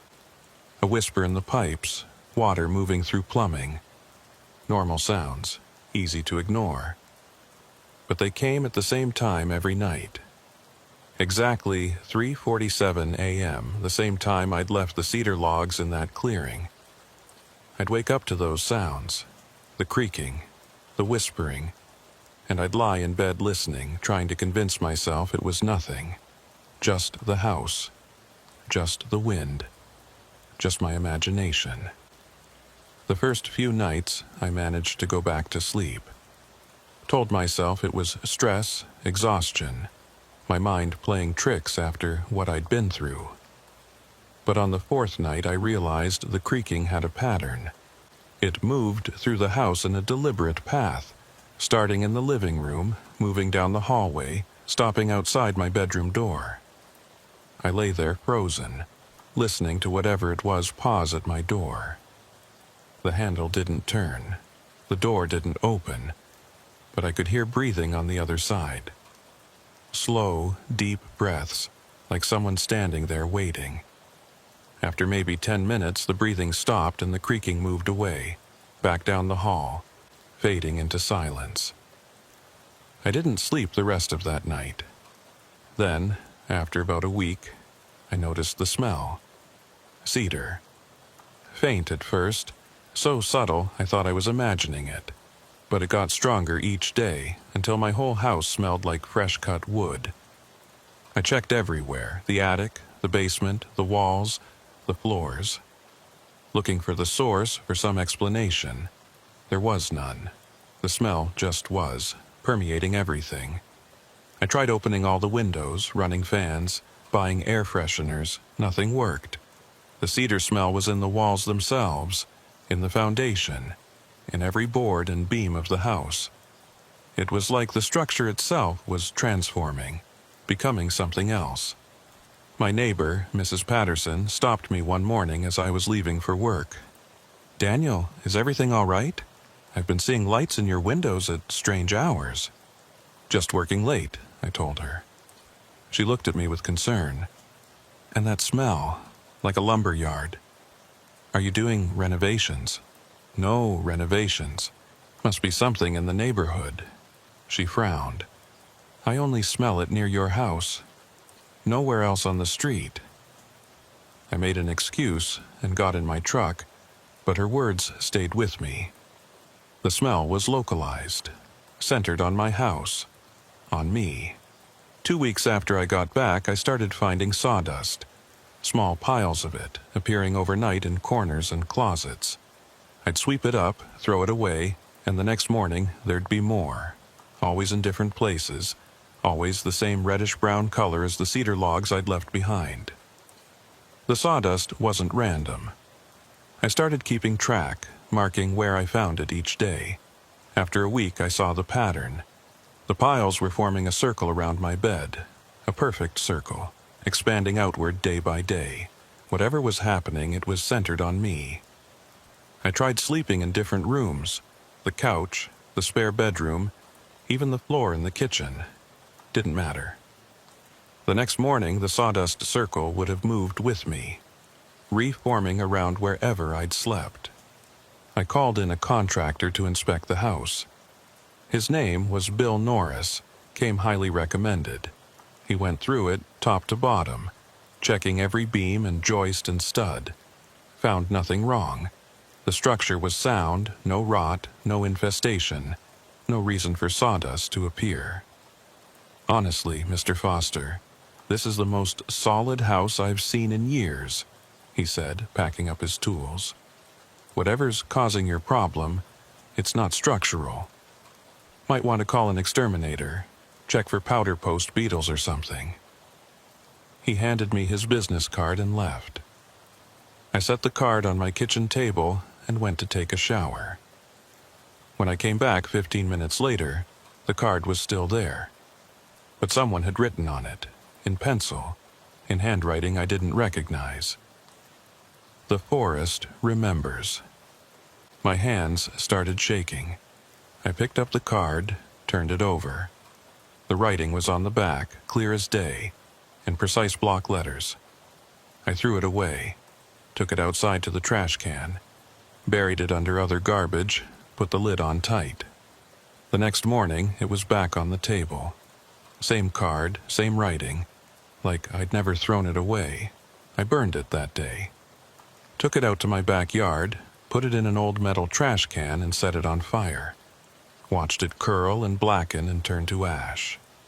The next morning, the card was on the table again. Pristine, unburned, with the same message on the back. I stopped trying to get rid of it after that. It wanted to be there, and apparently, there was nothing I could do about it. The dreams started around the same time. Every night, as soon as I fell asleep, I was back in the forest. Walking the trails, passing the signs, seeing the watching figures among the trees. But these dreams were different from memories. In them, I could see things I hadn't seen when I was actually there. I saw the history of the place, saw loggers from 100 years ago cutting the first trees, building the first camps, saw them disappear one by one, consumed by something they didn't understand. Saw their equipment left to rust, their camps abandoned, their names forgotten. I saw Raymond Coldwater, not as the old man I'd met, but as a young man, maybe 30, making the same deal with the forest his father had made, and his father before him. Offering drivers, offering blood, offering fuel and metal and flesh in exchange for being allowed to live on that land. It's hungry, Dream Raymond told me. It's always been hungry. It needs to expand, to grow, to spread beyond the boundaries. And we feed it. That's the arrangement. That's always been the arrangement. Why me? I asked in the dream. Why did you choose me? I didn't choose you, he said. The forest did. It calls to certain people, people who are compatible, people who can carry the seeds far from here. You heard the call, even if you didn't know it. That's why you answered my summons. That's why you took the load. I woke from these dreams drenched in sweat. The smell of cedar so strong it was like sleeping in a forest. The contractor's card stayed on my table, and every few days a new message would appear below the first. You took what wasn't yours. The debt must be paid. Feed the forest. Let it grow.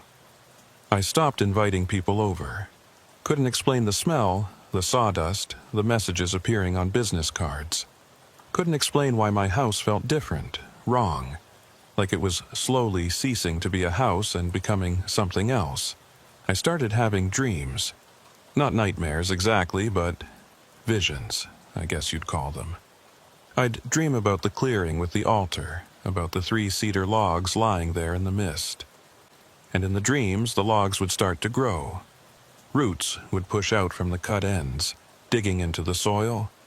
Branches would sprout from the bark, reaching toward the sky. The trees were regenerating, coming back to life. And I knew, in the way you know things in dreams, that it was because of me, because I'd taken them, because I'd chained them and hauled them away from their home. And even though I'd given them back, the forest wasn't done with me. In some dreams I could see other drivers, men and women I'd never met, standing in that same clearing, watching their own loads regenerate. Some of them were transparent, like ghosts. Others looked solid, real, but their eyes were empty, hollow. One of them spoke to me once.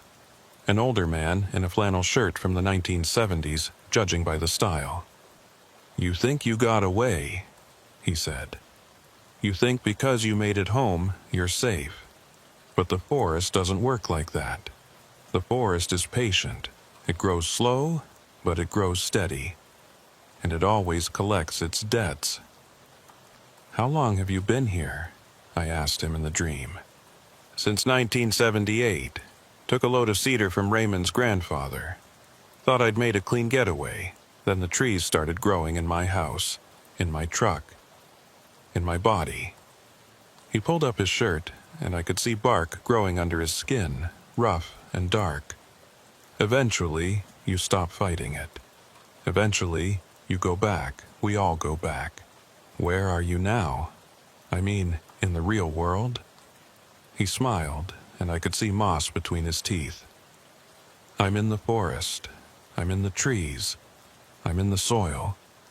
I'm everywhere the seeds have spread.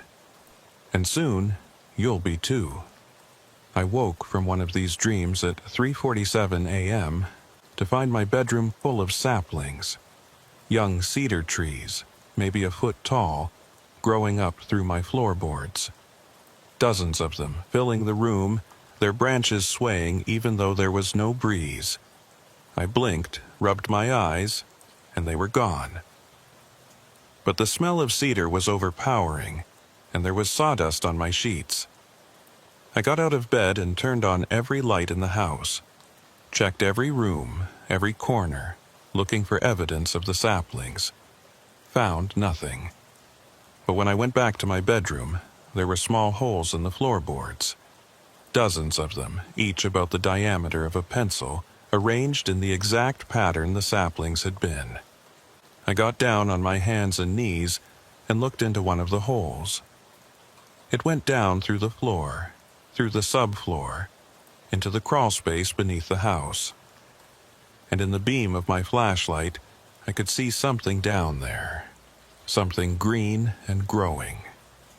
I went outside in my pajamas and crawled under the house with my flashlight. The crawl space was maybe 2 feet high, dirt floor, spider webs everywhere. I crawled through it, sweeping my light back and forth until I found what I was looking for. Roots. Dozens of them, thick as my thumb, spreading through the dirt under my house. They were fresh, new, and they glowed slightly in the darkness. A pale green bioluminescence that pulsed like a heartbeat. I followed one of the roots to its source and found a sapling growing up against the foundation. It had pushed through a crack in the concrete, roots spreading into the crawl space, trunk rising up toward the floorboards of my bedroom. I grabbed the sapling and tried to pull it up. The roots held firm. I pulled harder, putting my full weight into it, and the sapling didn't budge. It was like trying to uproot an oak tree. Impossible. I crawled back out and went inside, washed the dirt off my hands, and sat at my kitchen table trying to think. The forest was already here. Already in my house, the saplings in my bedroom hadn't been a dream or a hallucination. They were real, just invisible in waking life. Growing beneath my floors, waiting. I called a foundation specialist the next day, told him I had roots under my house that needed to be dealt with. He came out, crawled under, and spent an hour examining the space. "Mr. Foster, I've got good news and bad news," he said when he emerged, covered in cobwebs. "Good news is your foundation is solid. Bad news is you've got some kind of root system under there that I've never seen before. It's extensive, really extensive, and it's growing fast. Can you remove it?" "I can try, but I'm not sure it would do any good. These roots, they're not from any tree in your yard. They're not from anywhere nearby that I can see. It's like they just appeared under your house spontaneously. What do you recommend?" He pulled off his gloves and shook his head. "Honestly, I'd recommend selling the house and moving. Whatever this is, it's not going to stop. And if these roots keep growing, they'll compromise your foundation eventually. Could take years, could take months, but it'll happen." After he left, I went online and started looking at real estate listings. Maybe he was right. Maybe I should just cut my losses, sell the house, move somewhere far away, start over. But when I tried to list the house, the real estate agent took one walkthrough and declined to represent me. "Mr. Foster, I can't sell this house in good conscience. The smell alone would keep buyers away, and there's something off about the place. I can't put my finger on it, but I've been doing this for 20 years, and I've never felt like this in a house before." I tried 3 more agents. Same response from all of them. One of them told me bluntly, This house feels haunted, like it's alive. I won't go back in there. So I was stuck. Couldn't sell. Couldn't leave. Couldn't stop what was growing. I stopped sleeping in my bedroom after that.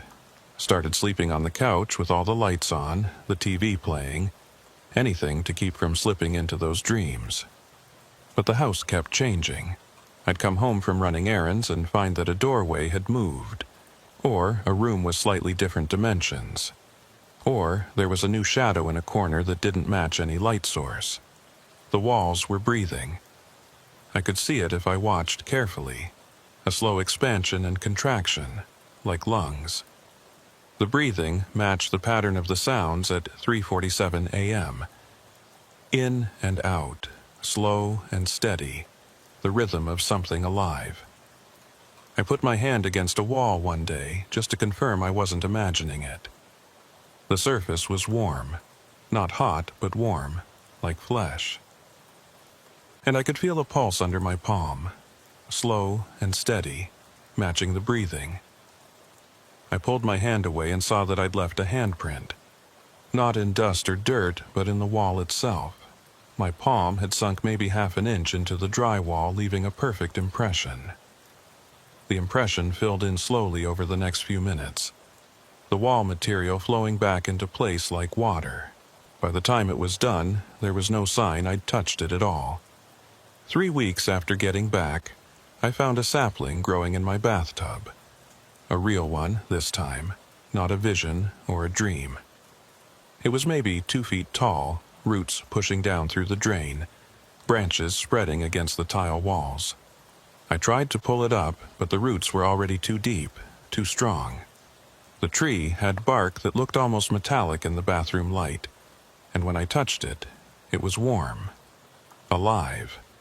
The leaves were a deep green, almost black, and they moved even though there was no air circulation in the bathroom. I called a plumber. He stared at the tree for a long minute, then looked at me. "How did this get here?" "I don't know. It just grew." "Trees don't grow through plumbing, Mr. Foster.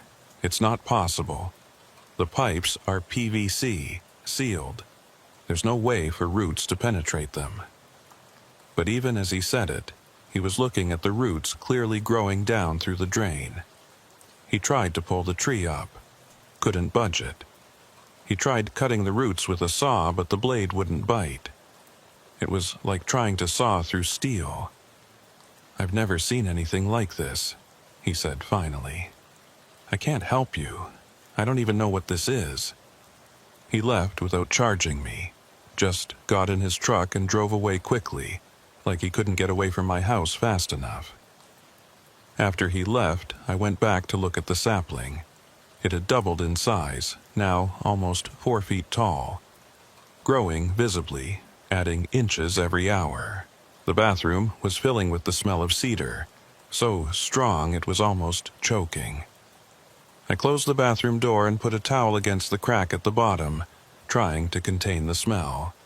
It didn't work. By evening, the entire house reeked of cedar.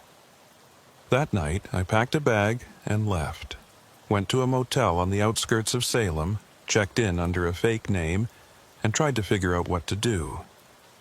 I stayed at the motel for 3 days. Didn't go home, didn't go near my house. Thought maybe if I stayed away long enough, whatever was happening would stop. On the 3rd night, I woke up at 3:47 a.m. to the smell of cedar. I turned on the lights and saw sawdust on the carpet, forming a trail from the door to my bed. The forest had found me.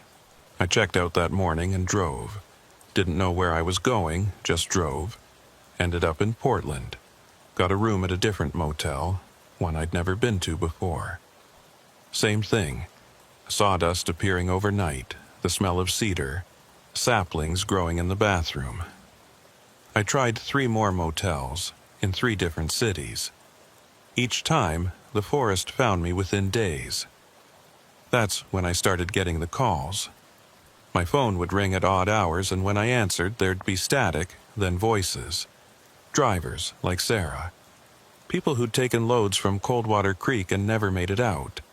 They all had the same message. It doesn't end. The forest is everywhere now. We tried to take from it, and now it's taking from us.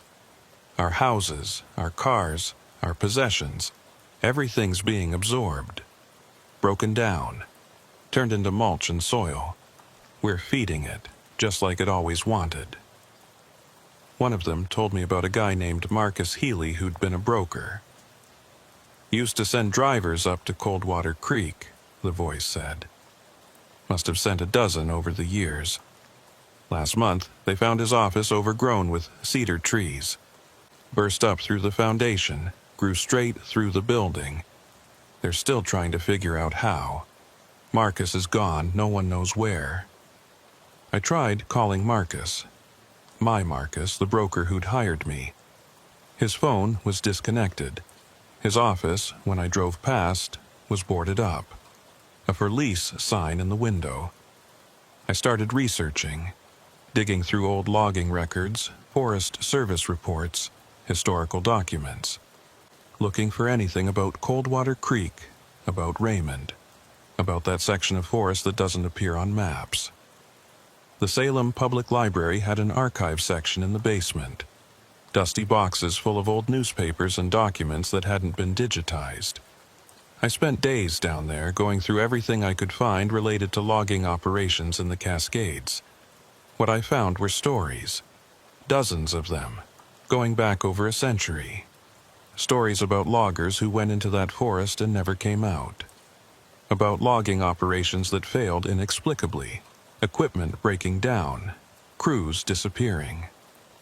About a family named Coldwater who'd bought land there in 1887 and had lived there ever since, isolated from the world. The first mention I found was from an 1889 newspaper, the Salem Statesman Journal. A small article, barely 3 paragraphs. Local logging concern abandons operation. The Cascade Timber Company has ceased operations in the Coldwater Creek area after the disappearance of 6 loggers over the past 3 months. Company foreman James Mitchell stated that the men walked into the forest and never returned, despite extensive search efforts. The area has been deemed too dangerous for continued work. The land has been purchased by Raymond Coldwater Sr., a local landowner, for an undisclosed sum.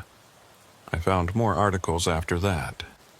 A 1903 report of a logging crew that vanished entirely, all 12 men gone without a trace. A 1924 story about a mill worker who claimed to have seen walking trees in the Coldwater area. A 1936 account of a forest fire that burned for 3 weeks but somehow left the Coldwater land completely untouched. And every generation, there were reports. Drivers hired to haul timber from Coldwater land. Some made it out, like me. Most didn't. The ones who did, they all reported the same things. Strange trails, watching figures, clearings full of abandoned trucks. I found a particularly detailed account from 1956, written by a driver named Thomas Briggs. He'd published his story in a small logging trade magazine, probably thinking no one would believe him anyway. I took a job hauling old-growth cedar from the Coldwater property in late September. The money was good, double the normal rate, and I needed it. Raymond Coldwater Jr. met me at the turnoff and guided me up to the cutting site. The road was rough but passable. What struck me immediately was the silence. No birds, no wind, nothing. Just those massive trees standing like sentinels. Raymond was cordial enough, helped me load 3 enormous logs, and sent me on my way. I made it home to Eugene without incident, but within a week, strange things started happening. I'd find sawdust in my truck, even though I'd cleaned it thoroughly. The smell of cedar was everywhere, following me, and trees started appearing in impossible places. I woke one morning to find a sapling growing in my kitchen sink. By that evening, it was 6 feet tall. I tried to cut it down, but my saw wouldn't bite the wood. I tried to pull it out, but it wouldn't budge. Within a month, my house was completely overgrown. Trees grew through the walls, the roof, the floors. The city condemned it, said it was a safety hazard. They tried to tear it down, but their equipment kept breaking. Eventually, they just sealed it off and left it. I'm writing this from a motel room in Portland. I can't stay in one place more than a few days before the trees find me. I see them in my mirrors now, reflected surfaces showing forests where there should be walls. I hear them at night, their roots pushing up through concrete and asphalt, searching for me. I don't know how much longer I can run. The trees are patient, but they're also persistent. Eventually, they'll catch me. Eventually, I'll become part of them, just like all the others who took timber from Coldwater land. If you're reading this, and someone offers you a job hauling from Coldwater Creek, don't take it. No amount of money is worth what comes after. The article ended there. I searched for Thomas Briggs in death records and found nothing. No obituary, no grave, no trace of what happened to him. He just disappeared, like so many others. I kept digging and found references to the condemned house he'd mentioned. It was on Maple Street in Eugene, house number 847. According to city records, it had been sealed in 1957 and was still standing, or what was left of it. The property was owned by the city, listed as a hazardous site, off limits to the public. I drove to Eugene the next day, found Maple Street easily enough, but when I got to the address where 847 should have been, I found only forest. A dense stand of cedars, growing so thick you couldn't see more than a few feet into them. The trees were massive, far too large to have grown in just 60-some years. But I could see, just barely, the outline of structures among the trees. Walls absorbed into trunks, a roof collapsed and overgrown, window frames filled with branches. The house was still there, but it had become part of the forest. I stood at the edge of that growth for maybe 20 minutes staring into it, and I swear I saw movement in there. Shapes moving among the trees, too tall to be human but moving with deliberate intent. One of them came close to the edge, close enough that I could almost make out features. It was wrapped in bark, covered in moss, but underneath I could see the remnants of a face. Human features, barely recognizable, preserved somehow in the wood. The shape raised one arm toward me, and I saw its hand. Fingers too long, too thin, merged with branches. It was beckoning, calling me into the forest. I ran back to my truck and drove away, didn't stop until I was back in Salem. That night I got another call. Not Sarah this time, but a man's voice I didn't recognize. "Daniel Foster? Who is this?" My name was Thomas Briggs. I think you've been reading about me. My blood went cold. That's not possible. You disappeared in the 50s. Disappeared from your world, maybe, but I'm still here, Daniel. I've been here for 67 years, walking these forests, becoming part of them, and I'm calling to warn you. Warn me about what? The seeds are spreading faster now. The forest is expanding its reach. Used to be it took months, sometimes years, for the trees to fully take hold. But with each generation it gets faster. With you, it might only take weeks. How do I stop it? You can't stop it. You can only delay it. Keep moving, never stay in one place long enough for roots to establish. But eventually, you'll get tired. Eventually, you'll stop running. And when you do, the forest will be waiting. There has to be another way. There is, he said. The same way I told you in my article. Go back. Return to where you took the timber from. Offer yourself willingly. The forest might accept that trade. Might let you become part of it peacefully, instead of being consumed piece by piece. And if I don't, then you'll end up like me, caught between worlds, neither fully human nor fully tree, walking the borderlands, calling out warnings that no one heeds.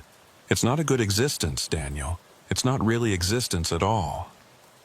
The line went dead. I tried calling back, but the number showed as disconnected. I sat in my motel room that night, all the lights on, and thought about what he'd said.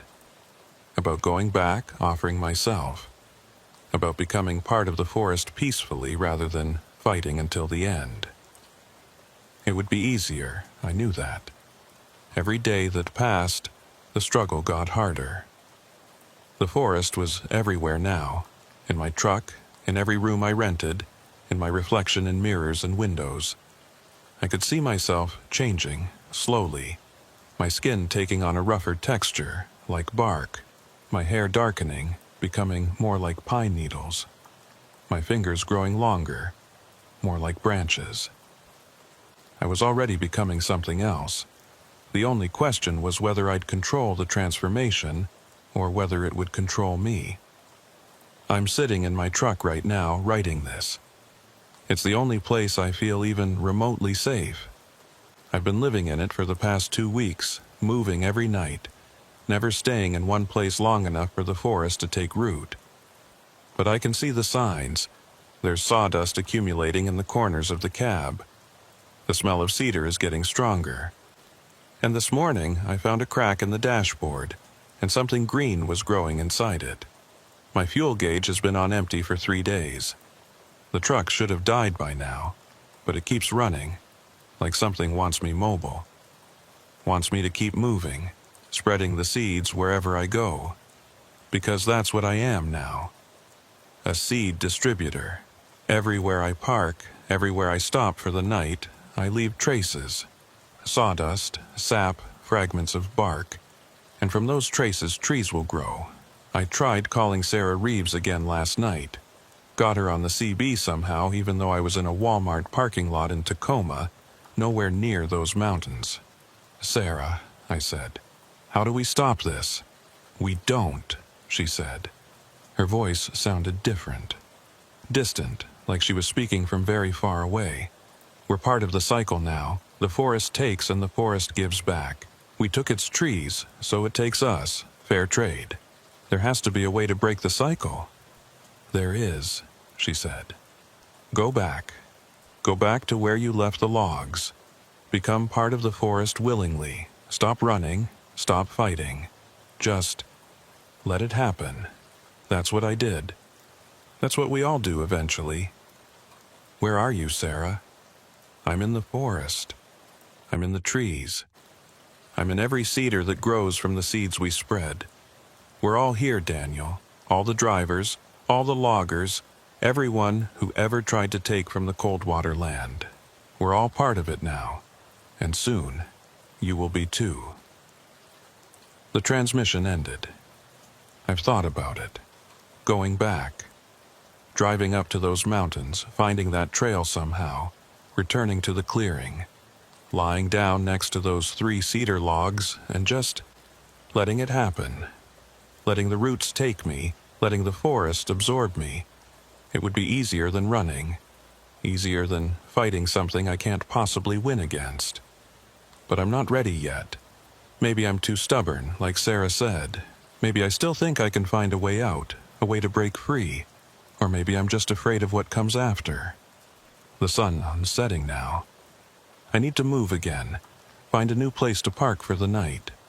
The saplings grow faster in the dark, and I don't want to wake up surrounded by trees. I can see them in my mirrors sometimes. Not reflections of what's behind me, but visions of what's coming. Forests spreading, cities being reclaimed, everything built by human hands being slowly absorbed back into the wild. And I wonder, maybe that's not such a bad thing. Maybe we took too much, for too long. Maybe the forest is just taking back what's rightfully its. I don't know anymore. I'm too tired to know. All I know is that I'm still driving, still moving, still trying to stay ahead of the growth. But my fuel gauge has been on empty for days, and the truck shouldn't still be running. Which means something wants me to keep going. Something wants me to spread the seeds. And I don't think I have a choice anymore. The forest is patient. It can wait. It's been waiting for over a century, absorbing drivers and loggers and anyone foolish enough to take its trees. It can wait for me too. I just hope whoever finds this understands. If someone offers you a job hauling timber from Coldwater Creek, don't take it. Don't take the money, don't take the load, don't even take the call. Because there's no such thing as a simple logging run. And there's no such thing as getting out clean. Some debts can never be repaid. Some forests never let go. I can smell cedar right now.